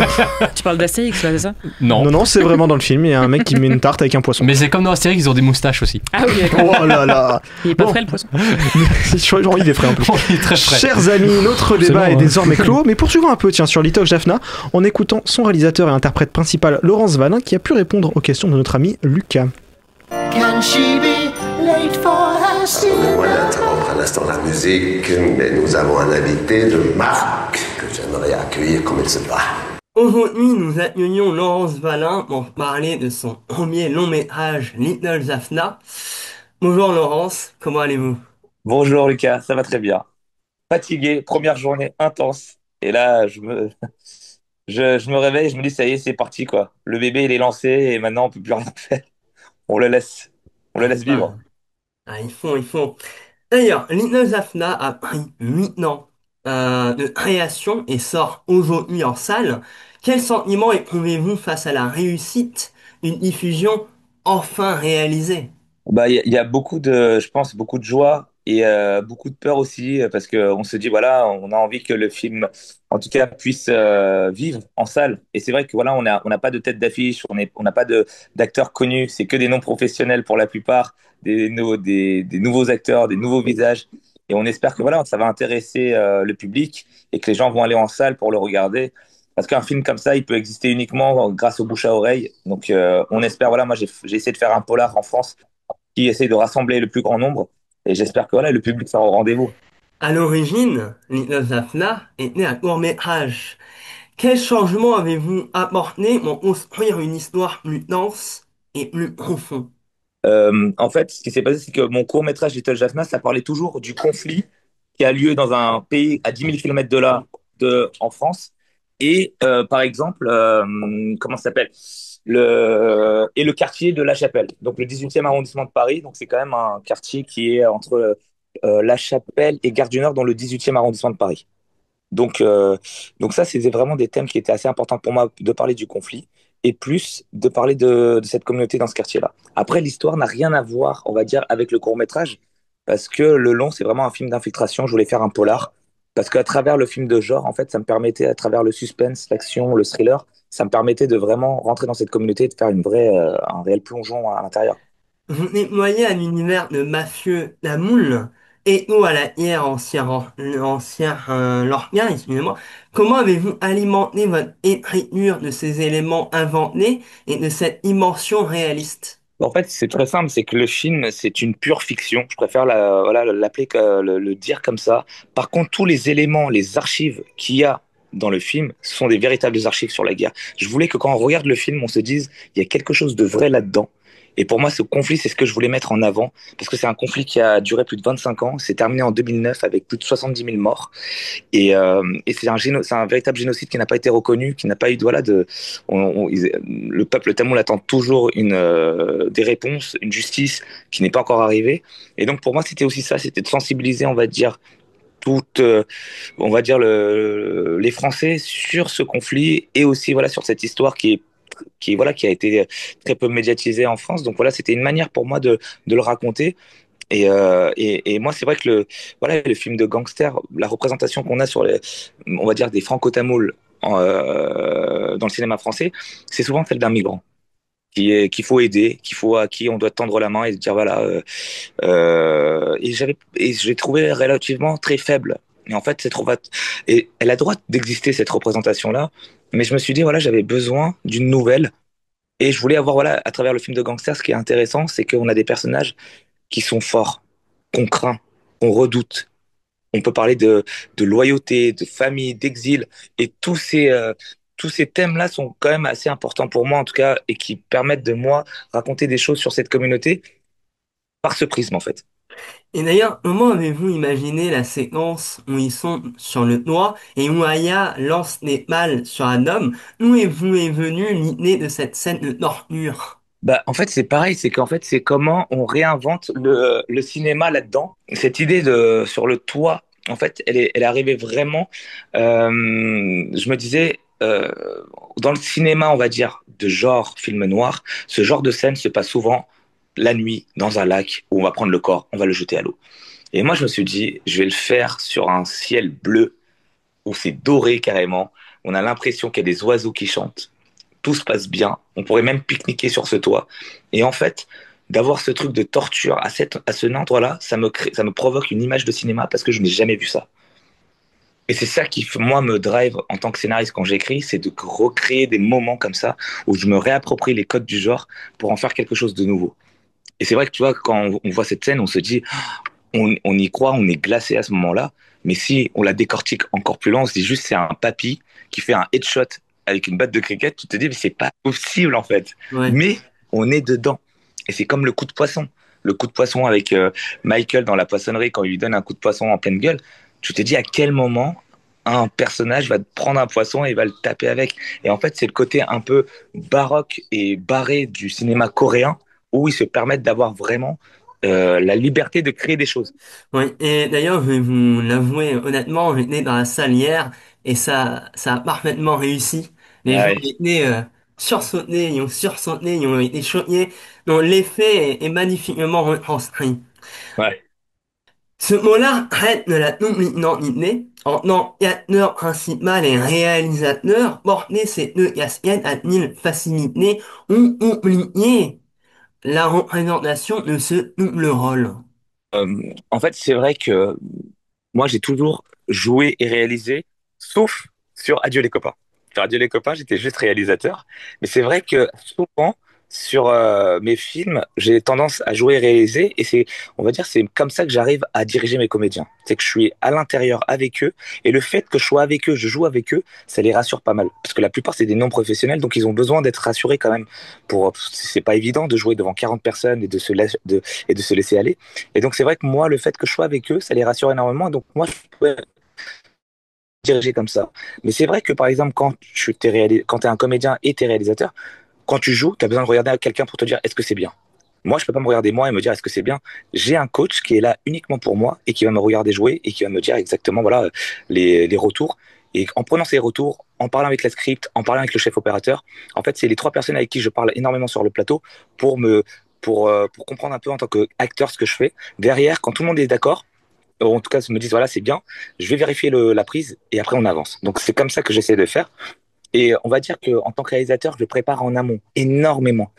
Tout est plus ou moins verrouillé avant le plateau parce que pour moi, j'ai besoin d'avoir un truc très cadré pour que quand j'arrive sur le plateau en tant que comédien, je me libère à 100%. Et en fait, en gros, je travaille vraiment avec le chef opérateur, la script et ce coach. Et en fait, dès que eux, ils me disent que c'est bon, à ce moment-là, je vais vérifier la prise et après on avance. Et en fait, il y a un truc aussi qui est assez important, c'est que quand j'essaie au maximum, en tant que réalisateur, de tout verrouiller en amont du tournage pour que quand j'arrive sur le plateau, je puisse me libérer en tant que comédien. Donc tout mon travail de réalisateur, c'est de mettre en place tout autour pour que je sois le plus safe possible pour le comédien. Donc il y a un côté un peu schizophrène là-dedans, mais on va dire que je me suis tellement habitué à jouer et à réaliser que je passe de l'un à l'autre très, très facilement. Très facilement. Et Et d'ailleurs, après, je te dis, après une journée, je suis explosé. ah mais j'imagine. Mais le travail paye et on le voit. Pouvez-vous, Là, je laisse le public. ouais mais moi c'est mon avis. Euh, pouvez-vous nous parler de votre travail à l'image et votre collaboration avec Maxence Lemonnier, votre cher opérateur? On a beaucoup, beaucoup, beaucoup regardé des films ensemble. Et c'était très important pour moi, à chaque fois que je regardais des films qui m'intéressaient, que ce soit des films coréens, des films américains, même des films indiens du sud de l'Inde, en fait, je lui montrais exactement ce que je voulais là-dedans, en termes d'image. Et donc, du coup, derrière, on en discutait pas mal. On essayait de voir aussi comment on allait mélanger tous ces genres, parce que c'est beaucoup de genres différents que je mélange dans le film. Il y a aussi, par exemple, à un moment donné, quand il y a toutes ces bandes qui courent et qui avec les fleurs, les pétales de rose qui tombent, les mecs qui se confrontent, t'as un peu du Sergio Leone, hein, on est dans un western à ce moment-là avec les garçons, donc t'as tous ces codes-là qu'on a un peu brassés et qu'on a essayé de mettre dans le film. Et après, derrière, tu vois, on a aussi beaucoup travaillé l'étalonnage avec Fabien Pascal qui était avec nous. En fait, ce qui était très important pour moi, c'était de déréaliser Paris, de me dire l'image, ce n'est pas la couleur de Paris en fait. C'est pas ce qu'on retrouve tu vois, quand tu as filmé Paris, c'est pas cette couleur-là que dégage la ville. Et en fait, on a tout réinventé par rapport à ça. C'est ce qui donne, en fait, quand on rentre dans le film, on a l'impression qu'on n'est pas du tout à Paris, on est ailleurs. Et donc, ça a été tout ce travail-là qui a été fait en amont. Et après, on va dire que toute la partie découpage, on l'a travaillé beaucoup, beaucoup, beaucoup, beaucoup comme je te disais, j'avais besoin de verrouiller tout ça en amont. Et donc, le découpage, il était ultra, ultra précis pour le coup. Et c'est ce qui permet derrière, moi je trouve que c'est ce qui est, tu vois, il y a ces trucs, on a regardé aussi les films de Scorsese, tu vois, il y a aussi tous ces trucs, tu vois, avec tous les plans, tu vois, de Steadicam, comment on avance dans la communauté et tout, bon, c'est forcément, c'est des plans de Scorsese, exactement. Tous ces plans-là, bah, en fait, c'est hyper, voilà, c'est pensé comme ça, quand on voit, je pense que c'est dans Casino, je crois, il y a tous ces trucs-là où tu vois le mec qui rentre dans le restaurant et t'as tous ces trucs et tout, et moi je trouvais ça assez chouette parce que ça te permettait de voir aussi tout ce qui se passe à côté et en même temps tu plonges avec un des protagonistes et tu rentres dans cette communauté, tu vois, tu t'immerges vraiment dedans quoi. Donc ça a été pensé comme ça. T'as aussi tu vois, je pense qu'il y avait des références un peu pop à la Harmonie Corinne. Oui, tout à fait. Les techniques visuelles très colorées. Ouais. Moi, c'est vrai que c'est très important pour moi tu vois, de réinventer le genre et d'avoir un truc ultra, ultra coloré, ultra, tu vois, énergivore. Il y a un truc où ça sort dans tous les sens, ça te prend ton énergie. T'es là, tu te dis, waouh, qu'est-ce qui se passe dans ce film? Il nous emmène dans tous les sens. Mais ça fait partie de ma mise en scène, c'est qu'il y a un truc qui déborde dans tous les sens. Et moi, j'adore ça. Je demande tu vois, à tous mes chefs de poste, pratiquement, je veux voir votre travail.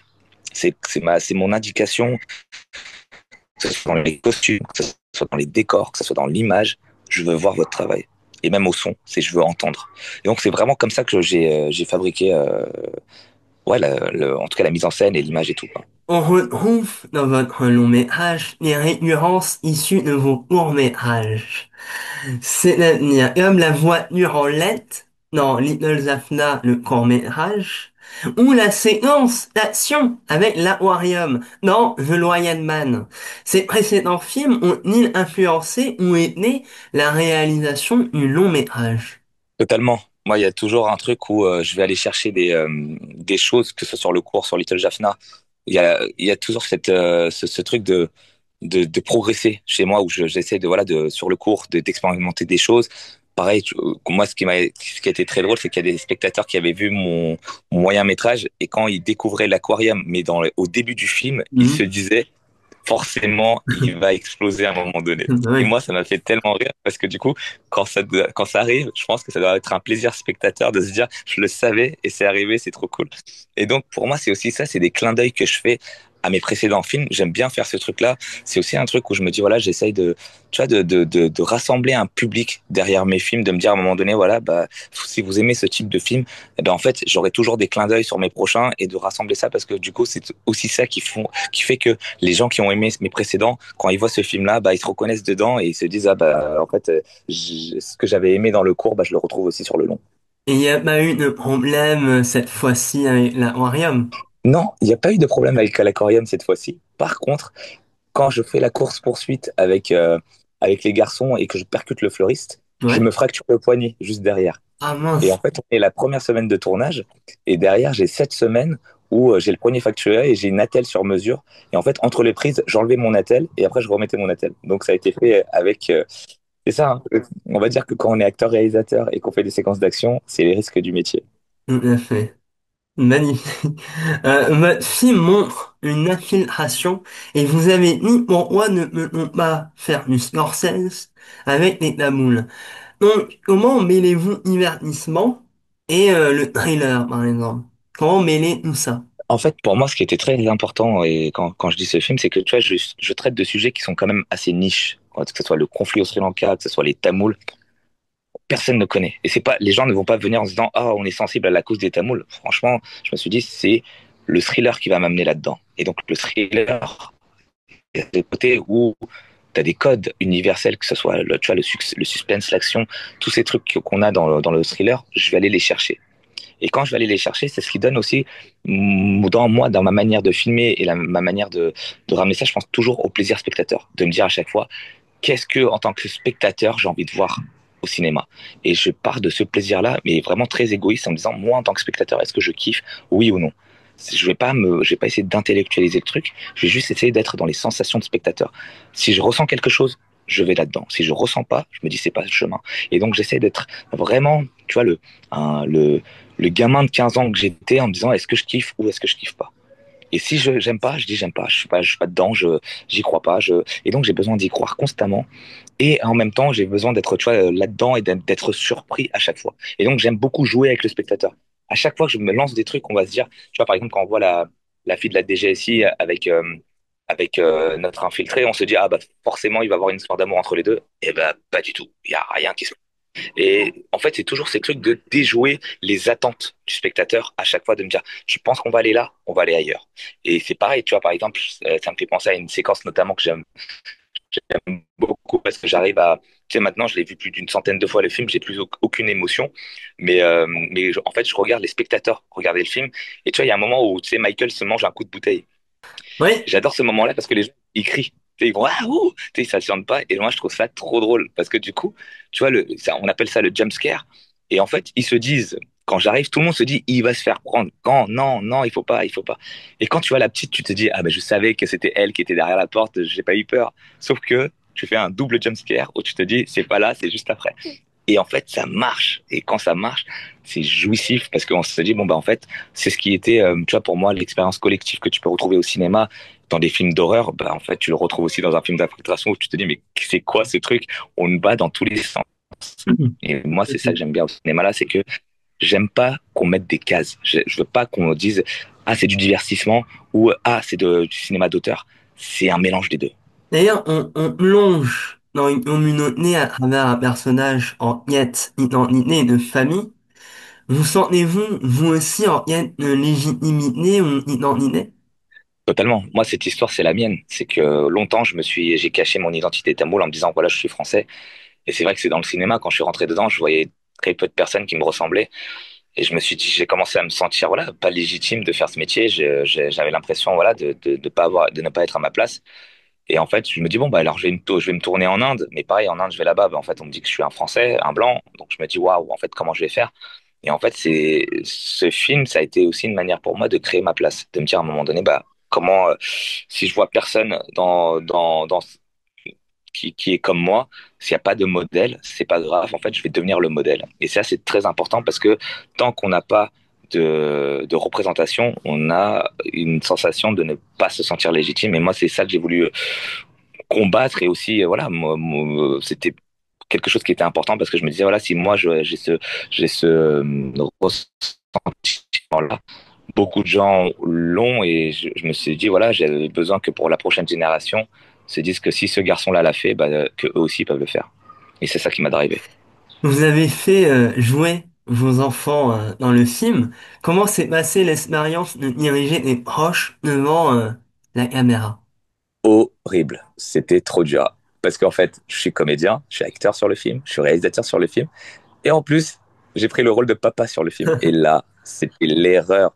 Parce qu'en fait, d'un coup, j'étais plus réalisateur, j'étais plus acteur, j'étais que papa et j'avais tellement peur que pour le petit, ça allait. Le bébé, le petit bébé clandestin, ça allait parce que je savais que c'était le seul enfant que quand j'allais l'avoir dans mes bras, il allait me sourire et j'avais besoin vraiment d'un bébé qui sourit à ce moment-là parce que la séquence, émotionnellement, quand on voit ce qui se passe en face avec la mère qui, voilà, qui perd son mari, c'est très dur. Et j'avais besoin de contraster ça avec quelque chose de très humain. Et c'est vrai que l'innocence de cet enfant, je savais qu'il fallait un sourire. Donc, si j'avais pris un autre bébé, bah forcément, quand il allait pleurer. Donc, je voulais juste un bébé qui avait, voilà, cette innocence de sourire. Et j'ai eu la chance que mon petit, il a montré tous ses dents sur le film. Donc ça, c'était chouette. Ma fille, ça a été très drôle parce que bon, elle était un peu plus grande. Et au moment de tourner, elle me dit, j'ai plus envie de tourner. Et donc là, je me dis, oh là là, comment je vais faire? Et tout le monde est prêt, on est là, on attend et tout. Et là, je lui dis, mais qu'est-ce que tu veux? Et elle me dit, ok, je veux une tête coiffante Reine des Neiges. Et là, je le fais. Et là, je lui dis, ok, deal. Et donc, à la fin, je lui achète une tête coiffante et elle est arrivée, elle m'a montré du doigt à chaque fois, elle a fait voilà, c'est lui, c'est lui, c'est lui. Et elle l'a très bien fait. Donc c'était chouette, très belle. C'était une belle expérience, mais je suis pas sûr que je rejouerai avec mes enfants. C'est quand même dur d'être papa en plus. J'imagine. Votre personnage présente une particularité physique, une marque blanche contrastant avec sa monte à moule. S'agit-il d'un choix de narration visuelle permanent pour souligner son double? C'est exactement ça. En fait, pour moi, le vitiligo, c'est une maladie de la peau qu'il a. Moi, j'en ai un véritable sur le dos qui s'étale. Et en fait, je me suis dit, j'allais le ramener sur le visage pour que sans aucun dialogue, sans aucun mot dans le film, en fait, il le porte comme un fardeau. Il le porte comme un fardeau. C'est quand même un peu comme un lac de larmes qu'il a sur le visage. Et pour moi, c'était aussi ce côté double qu'il y a dans le film, partout. Que ce soit le policier infiltré, par essence, c'est quelqu'un qui joue un double. Et dans la langue, on a la langue tamoule et la langue française. Dans la religion, on a l'hindouisme et le christianisme. Il y a toujours cette notion du double un peu partout dans le film. Pourquoi? Pour venir souligner cette double identité, cette double culture. Et ça, c'était très important pour moi qu'il y ait des symboliques comme ça un peu partout disséminés dans le film où chaque détail pour moi était hyper précieux dans ce sens-là. J'aimerais connaître votre collaboration avec Maxence Dussert, le compositeur, sa musique alliant atmosphère de concert et chœur féminin a une montée contrastée. Comment avez-vous travaillé ensemble? En fait, avec Maxence, on s'est dit, voilà, dans le film, c'est un univers très masculin. Beaucoup d'hommes, beaucoup de gaillards, des gueules. Et en fait, je me suis dit, moi, ce que je représente, ce n'est pas uniquement la violence, c'est aussi l'amour que ces gens ont au sein de cette communauté. Et pour faire ressentir l'amour, bah, en fait, le cœur féminin, il était hyper important. Parce que c'est ce qui faisait que d'un coup, on avait toute cette émotion, tout ce truc intime de l'intérieur qui ressortait et toutes ces voix qui se mélangent. En fait, on trouvait que ça se mariait hyper bien avec les garçons. Et donc, moi, on a vécu une expérience assez chouette. À un moment donné, on arrivait en studio pour enregistrer. T'avais toutes les filles qui étaient en train de chanter et t'avais tous les gaillards qui étaient en face, la bouche ouverte, en train de regarder en disant waouh, qu'est-ce que c'est. Et c'est ça que j'aime dedans, c'est en fait toujours être dans l'opposé de ce qu'on s'attend à voir. Tu vois, j'aurais pu aller dans un truc de genre, il fait peur, mettre du drone, mettre des trucs et faire oh là là, là ça fait peur, peur, peur. Et en fait, non, moi ça m'intéressait pas. À chaque fois, je détourne. Même tu vois, par exemple, dans l'église, Oui. la musique qu'il y a dans l'église, c'est pas de l'orgue, c'est pas des chants corses, c'est du rap métal. Genre, tu te dis à quel moment tu vas entendre du rap métal dans une église. Mais moi, ça me provoque, encore une fois, des images de cinéma. D'un coup, ça m'imprègne un truc que je n'ai jamais vu et entendu. Ou peut-être vu, mais jamais entendu. Donc, du coup, ça me crée des nouvelles images, une nouvelle manière de voir du cinéma. Et inconsciemment, vous créez votre propre image de cinéma à vous. Et ça, c'est bon. Exactement, parce que tu sais, Lucas, le truc, c'est que quand tu as un premier film, tu peux pas te dire c'est ton univers. On va te demander plein de références. Donc moi, j'en cite, hein. Tu peux dire Tarantino, Scorsese, Sergio Leone, des films coréens, je t'en sors plein.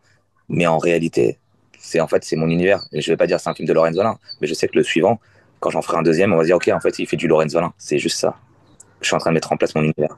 Et d'ailleurs, avez-vous déjà un nouveau projet en préparation? Alors, pour le moment, en fait, je peux pas trop en parler, mais ce qui est certain, c'est que je sors de la communauté tamoule parce que j'ai pas envie.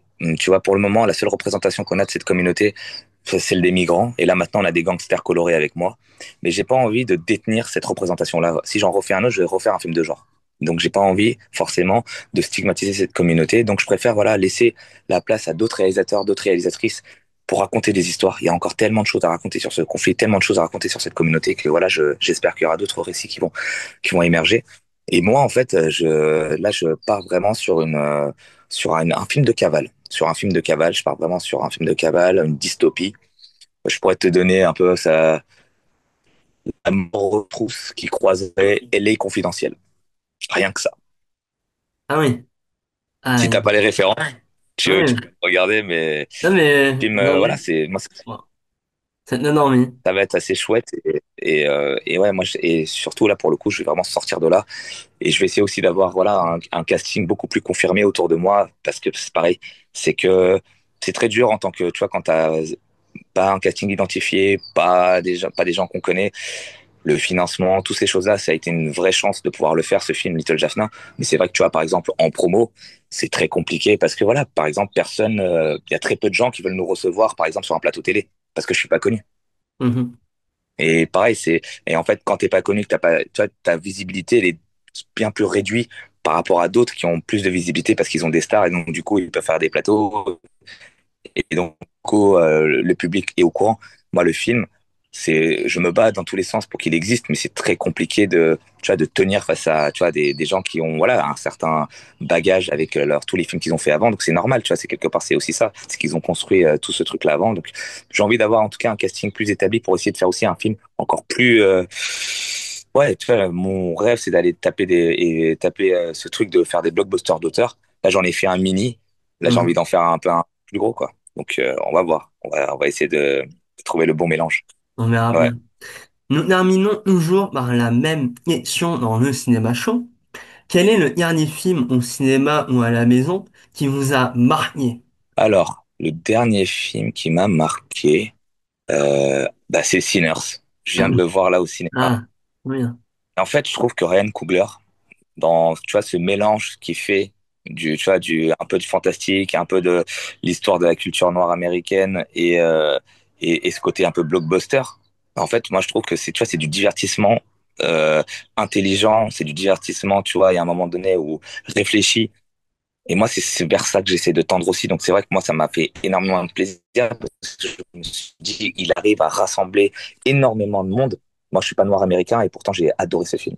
Et tu vois, c'est ce genre de cinéma que j'ai envie d'aller, de faire, à un moment donné, tu vois, de mélanger les genres, de faire des nouvelles propositions qu'on n'a pas l'habitude de voir. Tu sais, qu'on se dise à un moment donné, c'est une nouvelle manière de penser, tu vois.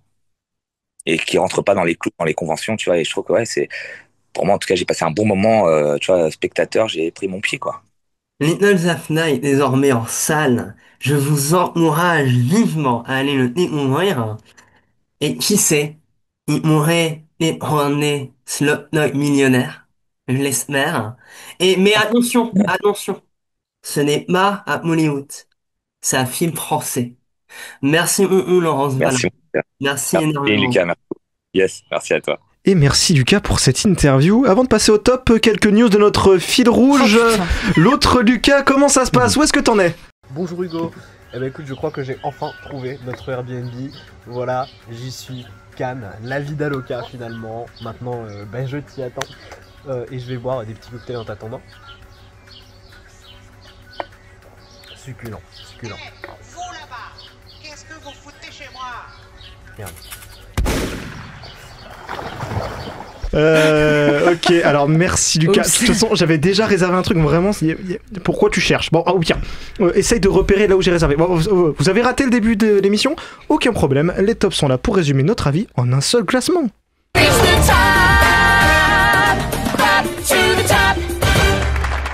Comme chaque semaine, chaque chroniqueur nous donnera son top 1 et on finira par le top de l'équipe TCS. On commence par Maxime. Ghostlight. Marie. Thunderbolts. Hugo.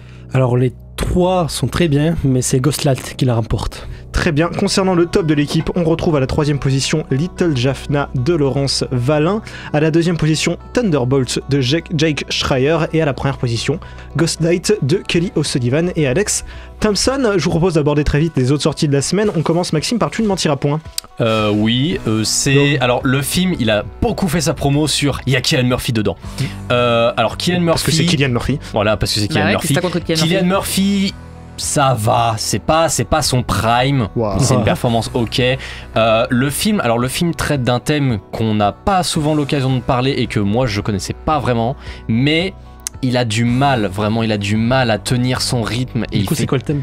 Il fait très lent. Moi, j'avoue. Le thème, c'est des jeunes filles qui sont kidnappées. Enfin, qui sont. Non, c'est des jeunes filles qui tombent enceintes très jeunes, qui sont admises dans des couvents pour les aider, et en fait, elles sont absolument torturées, très maltraitées par les religieuses. Voilà. Et c'est en Irlande, parce que c'est pour ça qu'il y a c'est pour ça, voilà. Et le film, il souffre quand même pas mal d'un gros manque de rythme, notamment sur le milieu du film. Il est très très lent, très très lent.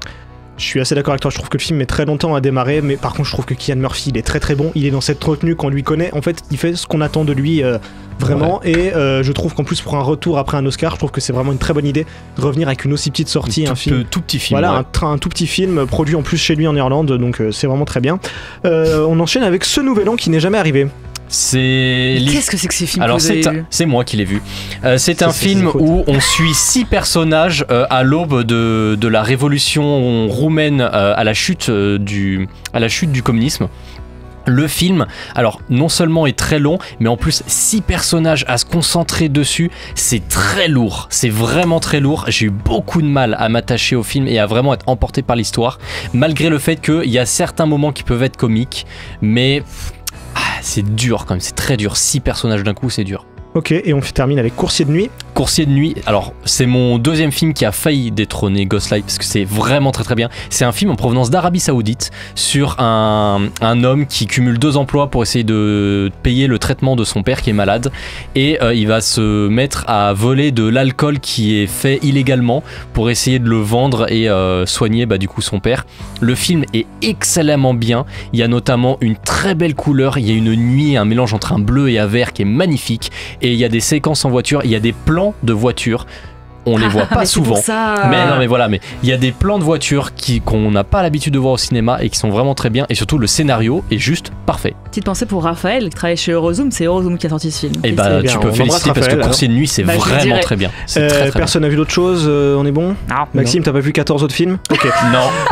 Merci pour ces tops, mais je sais pas vous, mais moi j'ai bien envie de jouer à un petit quiz. Bah ça tombe bien, je crois que Marie en a préparé un. Qu'est-ce qu'on fait? On y joue? Non, flemme. Ah ok. Bon, allez, tu sais quoi, je vais pas te respecter, on y joue quand même. The game is on.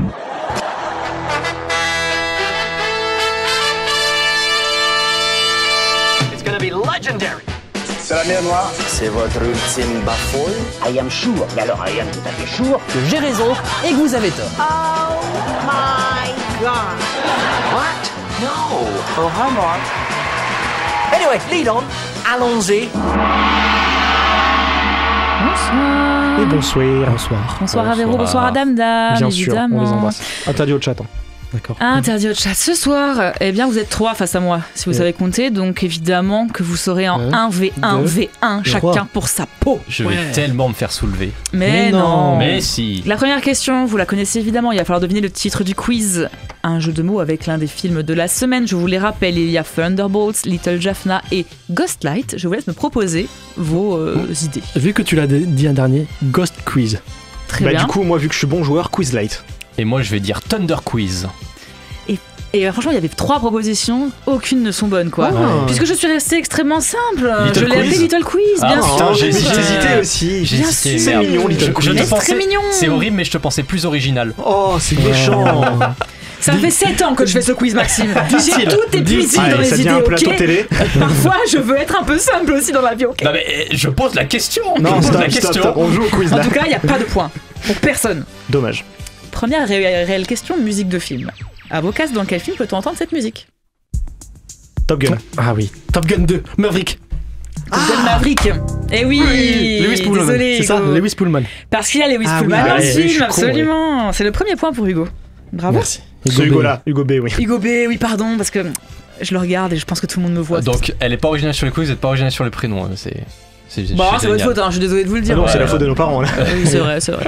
On n'a pas choisi. On passe au En or ou en bois. La première info étant la suivante. Les 133 cardinaux participants au conclave qui commence aujourd'hui ont visionné le film Conclave pour voir ce qui les attendait. Oh, j'adorerais que ce soit vrai. Moi je dis en bois. Ah ouais, je suis joueur aujourd'hui, moi j'ai envie de dire en or. Eh bien, c'est bien un or. Effectivement, c'est en or. Quoi ? Le film est salué pour son réalisme et a été d'une grande aide pour les plupart des cardinaux qui n'ont encore jamais participé à un conclave de leur vie. Ils se sont tous fait une petite séance, voilà. J'espère qu'il est réaliste parce que les cardinaux sont vraiment en train de vape pendant le conclave. Non. J'espère surtout qu'il est réaliste et que c'est un bon pape qu'on aura et pas un mauvais. Et surtout, ben, les spoil conclave. les papes ont vu un pape femme du coup. Vraiment. Bah vas-y, spoil conclave mais aussi vas-y, pendant le ouais, film. Non, mais Hugo ça fait 5 mois qu'il est sorti, c'est bon. Et Hugo, tu vas dire quoi? Mais Tu vas moi, dire je l'ai aussi vu il y a 3 jours, figurez-vous, au cinéma, je l'ai vu. Voilà. Et Hugo, tu vas dire quoi? C'est Tu vas dire incroyable. après qu'à la fin, Thunderbolt? Non. Calme-toi, Maxime, calme-toi. Ouais, Maxime. Alors, on est à 2 points pour Hugo B et 1 point pour, je vais dire, Hugo l'animateur et Hugo le chroniqueur, voilà. Ouais, et ok. 1 point pour l'animateur. Et moi? Bah, T'as dit en le bois, connard. en fait, Maxime. J'ai 0. Deuxième info, l'astérisque de Thunderbolts est un troll du réalisateur Jack Schreier. Bah non, du coup c'est en bois. C'est un or, je dirais. C'est en bois. C'est en or. Ah. Absolument. Le film ne devait pas s'appeler comme ça à la base et le réal avait mis cet astérisque comme une blague pour dire qu'il fallait trouver un meilleur nom et finalement ils ont gardé ce titre. Du Voilà. coup, Et Thunderbolt, l'astérisque. Obélix. Oh là là. Ouais, c'est ça. J'ai C'est fait ça. une maxime. Non, c'est genre, genre, c'est comme The Suicide Squad. C'est il devait pas s'appeler Thunderbolt, comme le ça. combat des chefs. On est quoi. à 3 Ouais, points pour c'est Hugo ça. le chroniqueur. On passe au qui a dit. Attention, ça va être une citation très courte. Avec Emilia Pérez, elle est enfin reconnue comme l'actrice de premier plan que nous avons toujours connue. James Cameron. Absolument. Mais dans Fire and Ash, cela va bien au-delà de ce que vous avez vu auparavant. James Cameron qui tease encore et toujours Avatar 3 en disant que ça sera incroyable. Balance Bah, au ça trailer, se- James, balance au trailer. Ça James. sera incroyable, évidemment. Il paraît. Et donc, Hugo le chroniqueur, tu passes à 4. Et oh, c'est géré de doser. hein. On arrive à la Sherlock Holmes. Aïe. Qui est. Alors, c'est une John Watson que j'ai faite. Ça vaut 3 points si vous avez la bonne réponse. Si plusieurs ont la bonne réponse, 1,5 point chacun. Mhm. Question 3 propositions. Écoutez bien. Destination finale Bloodlines fait entrer la saga dans le livre des records. Pourquoi 3 propositions. Record de la plus vieille personne jamais embrasée à l'écran. Embrasée avec du feu, pas embrassée, embrasée. Record du nombre de personnes jamais embrasées à l'écran. Record de la plus grande surface jamais embrasée à l'écran. Je vous laisse me donner vos propositions. Je vais partir sur le nombre de personnes, moi. Très bien. Je vais partir sur la personne la plus vieille. Très bien. Et c'est bien la personne la plus vieille. Aïe, aïe, aïe, j'ai hésité. Absolument, c'est le record de la plus vieille personne avec Yvette Ferguson, une 71 cascadeuse de ans. 71 ans, Wow. qui a fait en robe argentée un enflammage total de son corps. Eh ben, il c'est est- dommage que elle le est Oscar sorti- des meilleures cascades, ça soit que l'année suivante parce qu'elle le mériterait. Elle est sortie de sa retraite pour faire cette cascade. C'est incroyable. Alors, je disais 1,5 point, c'est 1 point chacun quand vous avez la bonne réponse. Bref. Hugo, le chroniqueur, tu passes à 5. Tu prends largement la tête de ce quiz. Maxime, c'est ton premier point. Ouais, Bien joué, Maxime, bien joué, Maxime. Ce sera mon seul de la partie. Et on arrive au quiz spécial. Je vous le donne en 1000. Qu'est-ce qui se passe aujourd'hui Pas Marvel, pas conclave. Marvel, pas Le Marvel. conclave. Quiz spécial conclave. Quiz spécial. papoté. La papauté Oh, trop au bien. cinéma pour fêter cette ouverture de conclave. C'est fête. C'est Ouais. si compliqué. Rassure-moi, il y a une question sur conclave. Tu verras en fait. Ça tu veut dire verras, oui. Ça veut Maxime. dire oui. Ça veut dire oui. On commence avec le qui c'est celui-là. Je vous donne un personnage. Je vais trouver l'œuvre dans laquelle se trouve ce personnage. Si je vous dis Lenny Bellardo. Je tout pops. Non, Le parrain 3. non, Je Hugh Pops. absolument. The Young Pope, c'est le personnage de Jude Law, à savoir le pape Pie XIII. Il s'appelle du coup Lenny Bellardo. 3,14. Ah putain, tu passes à 6. Oh la chroniqueur. Et en plus, on voulait les 13 décimales. Donc vraiment, Oui. Eh, c'est moi qui fais les vannes normalement. J'ai pris un peu de Attention, rôle. à vos casques. Une réplique, un film. Dans quel film peut-on entendre cette réplique? Conclave. Non. Le Parrain 3. Le Parrain 3, absolument. J'en connais pas beaucoup les films avec le pape. Mais alors moi je ne savais pas, je me rappelais plus, et Oui, quand il y j'ai a vu dans la le- liste j'étais étonnée, il y et a quand le tu l'as décès cité de je me suis dit waouh. Il y a le conclave de Jean-Paul I qui a fait 30 jours de. Absolument, et là c'est la scène où il C'est la veut boule- le Corleone c'est- de prendre le contrôle de c'est la la banque banque. du Vatican et on lui refuse. Hugo, tu prends ton deuxième point, tu passes à 2. Hugo, l'animateur, bien sûr. Le charismatique. Le charismatique. On passe au jeu des synonymes. Si je vous dis un synonyme, apporte. Bring. Non. Non. Donne. Non. Give. Non. Apporte. T'as le bon filon, mais c'est un autre mot quoi. Attrape. Non. Non. Bah, et pensez au thème quand même un minimum. Hein. Oui, mais. Curé. Apporte. Ramène. Presque. Ramène la coupe à la maison. Non. Pas ramène. Amen. Amen. Amen de Costa Gavras. Alors, bien joué. j'assume totalement cette blague. Oui, je suis oui. la caution catholique de ce plateau, ok, de toute manière, donc tout va bien. Hugo, tu passes à 3 points. Merci. Grâce à Amen. Ah, je suis contente de mon effet. Ça est très bien. Merci. On passe à Merci le Québec. Je vous dis un titre québécois. Vous devez trouver le titre dans lequel ce film a été distribué en France. Si je vous dis, nous avons un pape. Conclave. Non. Les deux papes. Et non. Le The New Pope. Et non. Nous avons un pape. Abemus Papam. Abemus Papam, absolument, de Nanni Moretti. Ils ont simplement traduit, il n'y a pas de, voilà, y a pas de secret. C'est du latin. Comment tu connais ces films Nanni Moretti, j'aime bien C'est sur une les belle odeur auteurs. quand même. Mais je n'en connais aucun. Moi, j'ai Mais jamais entendu parler de j'ai ce vu film. son premier film à Cannes, j'étais trop. Tu passes à 7, Hugo le chroniqueur. Pour l'instant, je n'ai vu aucun des films cités. hein, Nous je arrivons précise. à la critique Allociné. Je vous lis une critique Allociné. Vous devez trouver le film Il reste quoi duquel comme film parle sur cette le critique. Attention. Conclave. Il y a eu une scène de fête faible qui est prolongée et ennuyeuse au début du film qui n'a servi qu'à souligner que le personnage aime beaucoup sa future femme et qu'il sait lire sur les lèvres. De plus, tout le monde sourit beaucoup et va chez le même bon dentiste. Death Bond. Non. Il aime tellement sa femme qu'il accepte presque immédiatement une mission inattendue pour sauver une de ses anciennes amoureuses. Mission Impossible 3. Mission Impossible 3. Ah, bah oui. Il s'infiltre dans le Vatican quand même, Ethan Hunt, Ah absolument. oui, putain. Et je C'est trouvais vrai, que la j'ai vu il y a pas critique longtemps, en était plus. hilarante. Elle est encore très longue, mais voilà, D'ailleurs, vous je irez la lire balance sur ça le comme ciné. ça, mais Tom Cruise a un charisme de fou en cardinal. Oh non, mais. Ok, bah, très bien, merci Hugo. Hugo le chroniqueur qui passe à 8. Oh, il explose. On arrive au pas tourné, une question, 4 propositions. Lequel de ces acteurs n'a jamais joué de pape? Terence Stamp, Evan McGregor, Jeremy Irons et John Voight. Leurs photos Lequel vont n'a s'afficher jamais, a priori. lequel n'a jamais joué deux papes? Enfin, un pape. Ah, ok. Enfin, 2 d'accord. DE quoi. Alors, Lequel n'a jamais Terence joué? Deux genres d'études. Je suis presque sûr. Redis les noms, s'il te Terence plaît. Stamp, Evan McGregor, Jeremy Irons, John Voight. Lequel n'a jamais joué de pape? Je vais dire Obi-Wan Kenobi. Moi, je vois pas du tout John Voight jouer le pape. Moi aussi, il est vieux donc. il a toujours été vieux ce mec donc. Je te rappelle que Jude Law dans Pope est assez jeune. Mais Oui. bon, bref, Moi, après, je me fie uniquement aux figures, je dis le 3. le 3, c'était Jeremy Jeremy Irons, ok. Et soit John Voight, John Voight. et Obi-Wan Kenobi. Obi-Wan Ça serait hilarant, personne ne l'ait. Bon, alors déjà, Terence Stamp, il a joué le pape dans Meurtre au Vatican, Waouh. Waouh. tout simplement. John Voight, il a joué dans une série qui s'appelle Pope John Paul II. Ah, ok. Il joue le pape Jean-Paul II, du coup. Et Jeremy Irons l'a joué dans les Borgia, la série Les Borgia. Je suis désolée. Par contre, Evan McGregor, effectivement, ne l'a jamais joué. Il a joué dans Angers Démon, mais il jouait le prêtre Camerlingue, celui qui remplace le pape à sa mort, mais il n'a jamais Ok. joué le pape. Bien joué, Hugo, tu Du coup, passes s'il à remplace 9. le pape, il joue le pape, non? Non, Ah. il remplace Non, non. il gère genre, administrativement le c'est Vatican comme quand le le pape est mort. cardinal Il joue le Laurence. sous-pape. Ouais, c'est comme le soupape, cardinal Laurence. ok. Voilà, Je connais c'est bien. ça. Les C'est pas soupapes, tu la connais même bien, fonction, mais ça veut Ouais, pas. la soupape, je connais bien, ouais. Ah, le moteur. c'est très drôle. On passe à la question casting. Je vous cite le casting d'un film. Vous devez trouver le film dont je parle. Si je vous dis Josello Bella, Lisandro Conclave. Fix, non, Federico Torre, Achille Les deux Burnini, papes. les deux papes. Ah J'allais non. finir par Anthony Hopkins et Jonathan Price. Absolument, les deux papes. Pardon, Hugo, tu c'est passes à vraiment de la 10. chance pas Tu possible. éclates tout le monde en fait. Hugo, t'as regardé les fiches avant? Non, même pas, non, c'est juste du hasard. Ouais. À vos casques. Musique de film. Dans quel film peut-on entendre cette musique? Conclave. Non, Forrest Gump. non. Sister Act? Oui. Sister Act. Bien joué. Dans le 1, il y a une scène où elles font un spectacle à la fin et le pape assiste à ce spectacle. Parce que pourquoi pas. Parce que, bah voilà, exactement, pourquoi pas. C'est Tu le passes deux, à 4, le Hugo, deux ou le l'animateur. Le 1. Là. Ouais. Sinon, j'aurais dit Sister Act 2. Oh, Excusez-moi. voilà, bon, Je en les ai fait, pas vus. on arrive au duel time. Hugo, le chroniqueur, tu es en tête. Tu as le choix entre 3 thèmes. Le Père, le Fils ou le Saint-Esprit. Ah oui, évidemment. Je veux dire le fils. Ça n'a pas forcément de rapport, hein, d'ailleurs, hein, c'était juste un Oui. effet de style, hein, je te le dis. Ok. Conclave est adapté d'un livre. Vous le savez. Oui. Dans l'adaptation filmique, un cardinal a changé de nationalité. Lequel ? Je sais. Le cardinal Lorenz devait être italien. Le cardinal Tedesco devait être allemand. Le cardinal Adeyumi devait être syrien. Ou le cardinal Tremblay devait être français. Bah, vu que j'ai lu le livre, je sais lequel c'est. Oh, Et t'es du tellement coup, bien tombé. c'est le cardinal Laurence. Qui devait être italien, c'est ce que tu Oui. dis ? Très bien. Je Le, note. le livre est bien. Le livre. Oui, bah, le film Parfait. est bien. donc le Le livre film aussi. est très bien. Hugo l'animateur, Oui. tu as le choix entre le Père ou le Saint-Esprit. Oh, le Saint-Esprit, parce que c'est ça qu'il me faut pour gagner à ce stade. Parfait. Laquelle de ces récompenses n'a pas reçu le film Conclave ?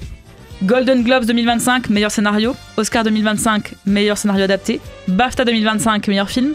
BAFTA 2025, meilleure photographie pour Stéphane Fontaine. Alors, il a eu le BAFTA, il a pas eu l'Oscar, je ne sais plus qui l'a eu, mais c'est pas Conclave. Je pense qu'il a pas eu le Golden Globe. Je note. Maxime, tu es donc le père. Oui. Conclave bat les records d'audience depuis le décès du pape François. Le lendemain du décès du Saint-Père, quel était le bond d'audience du film sur Prime Video ? 79%, 122%, 234%, 283%. Redis les chiffres. 79, 122, 234, 283. 234. Le lendemain, donc le 21 avril, sur Prime Video. Ouais. Non, 234. 22. Il est mort le 21. Il est mort le 20 de Pâques. Je suis très bien renseigné. Oui, le 21. 234. Ah, mais sur l'article que j'ai lu, c'est marqué le 20, tu vois. Comme quoi. Oui, 234, je note. Très bien. Hugo P.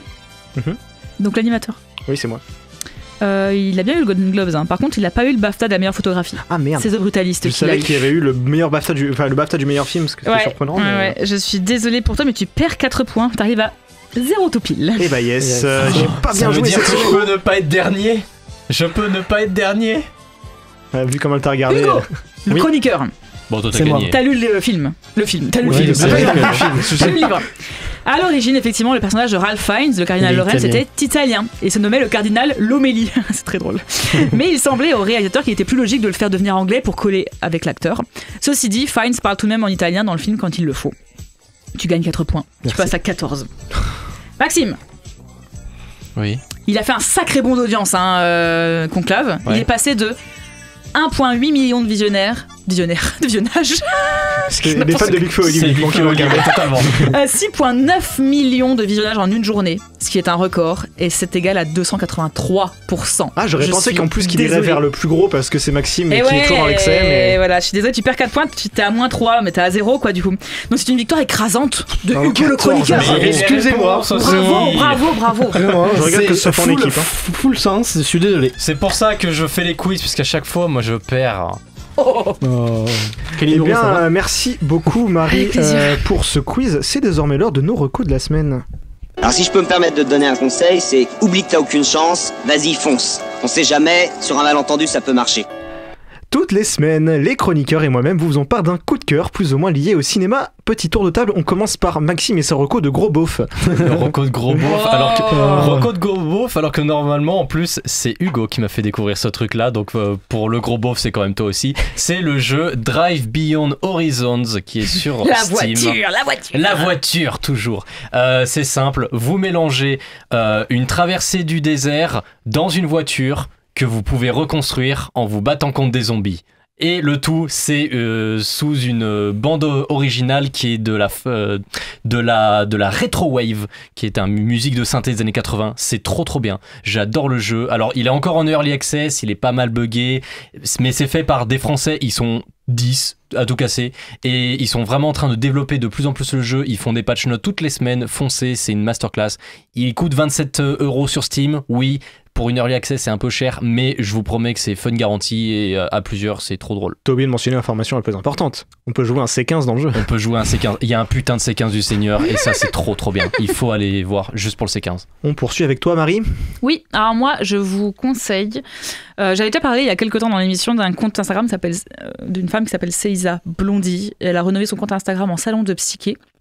Et elle a un compte absolument fabuleux sur l'art, la culture, la poésie, que j'adore absolument. Et là, je vous conseille son courrier poétique. Tous les mois, elle crée en édition limitée un courrier poétique qu'elle envoie aux premières personnes qui commandent sur son compte. Et ceux qui ont la vidéo, vous pouvez voir des images. Elle crée de toutes pièces, avec un thème chaque mois, un courrier avec dedans des poèmes, des petites images très belles, plein de goodies absolument incroyables, doux pour le cœur et pour l'esprit. Moi, j'ai commandé celui de mai qui était le thème du printemps. Le prochain, c'est l'amitié, par exemple. Et ça fait du bien au moral et à l'être. Donc foncez voir son compte et commandez son courrier poétique. C'est bon pour le moral? On poursuit avec toi, Hugo, maintenant. Alors, petite autopromo. Voilà, c'est la première fois que je fais ça. Donc, je vous conseille le documentaire 20 différents qui va bientôt sortir. On a eu la première bande-annonce. Donc, qu'est-ce que c'est 20 différents? Donc, c'est réalisé par François Serre, c'est un ami à moi. On y suit trois jeunes adolescents atteints du spectre de l'autisme lors d'une frégate, donc une course de bateau. C'est magnifiquement réalisé, c'est incroyable, c'est beaucoup d'émotions que j'ai vues en faisant ça.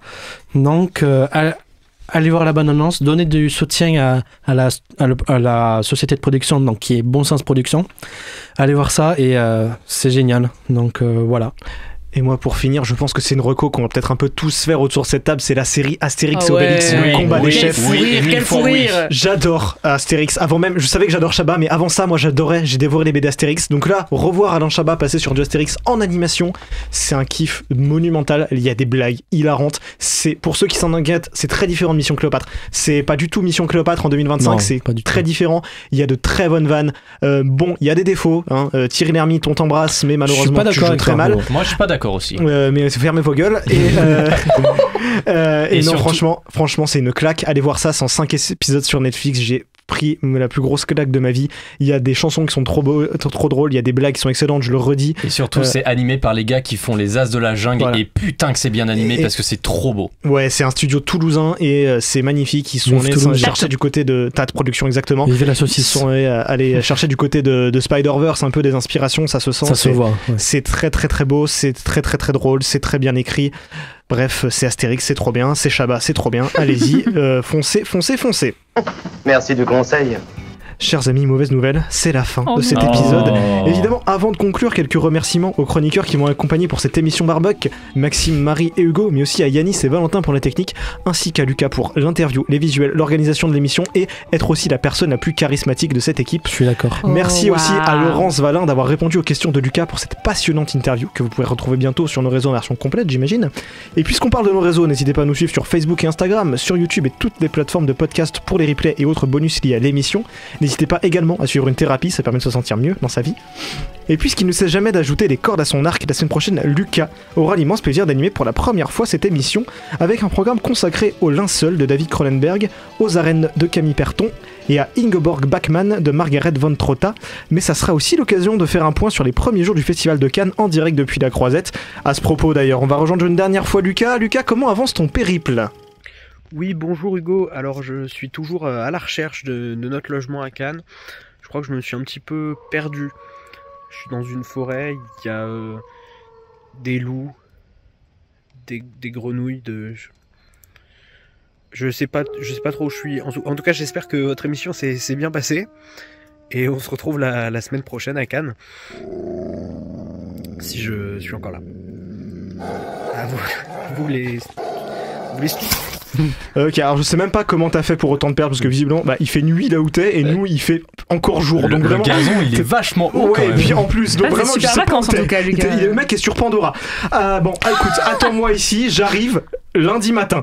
En attendant, n'hésitez pas à suivre nos aventures canoises sur nos comptes Instagram @hpacard et @lucas_bernardini, il est relou. Ainsi que sur celui de l'émission bien sûr @The Cinema Show RCM, mais aussi sur la chaîne YouTube The Cinema Minecraft Show, on postera les insights de notre périple. Tellement hâte de le voir, vraiment. Et peut-être 2-3 contenus TikTok, on verra.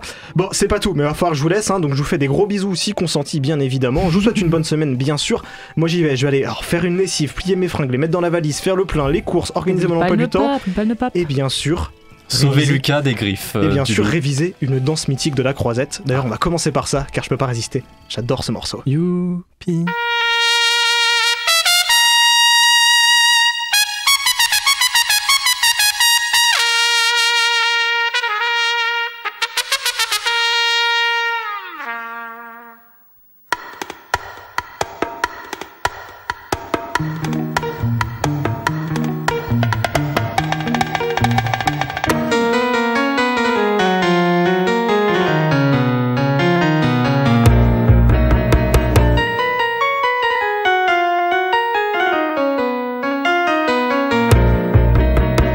Sais-tu danser la carioca? Ce n'est pas un foxtrot ou une polka. Ce n'est vraiment pas très compliqué. Pour la comprendre, suis bien mes pas. Ce n'est pas un tango ou un cha-cha, encore moins une bossa nova. Quand t'as goûté à cette danse, là tu ne peux plus faire que ça. Youpi, dansons la carioca. C'est bien, faites tous comme moi.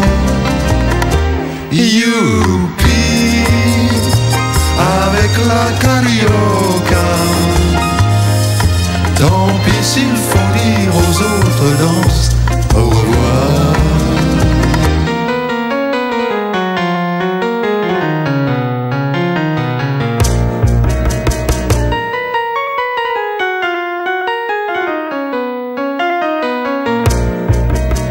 Maintenant que tu danses la carioca, ça tu t'en fiches bien de la polka. Tu n'en veux plus de la rumba, du hula hoop et du cha-cha.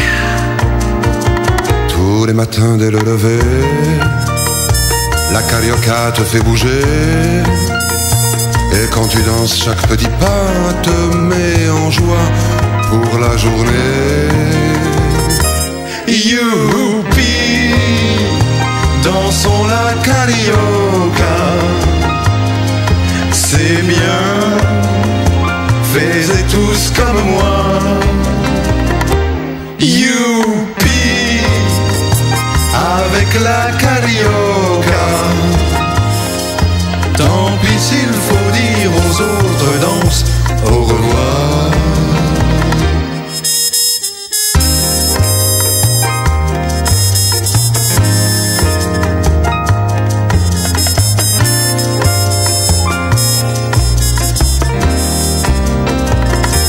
Youpi, dansons la carioca. C'est bien, faites tous comme moi. Oh oui, youpi, dansons la carioca. Tant pis s'il faut dire à tout le monde au revoir.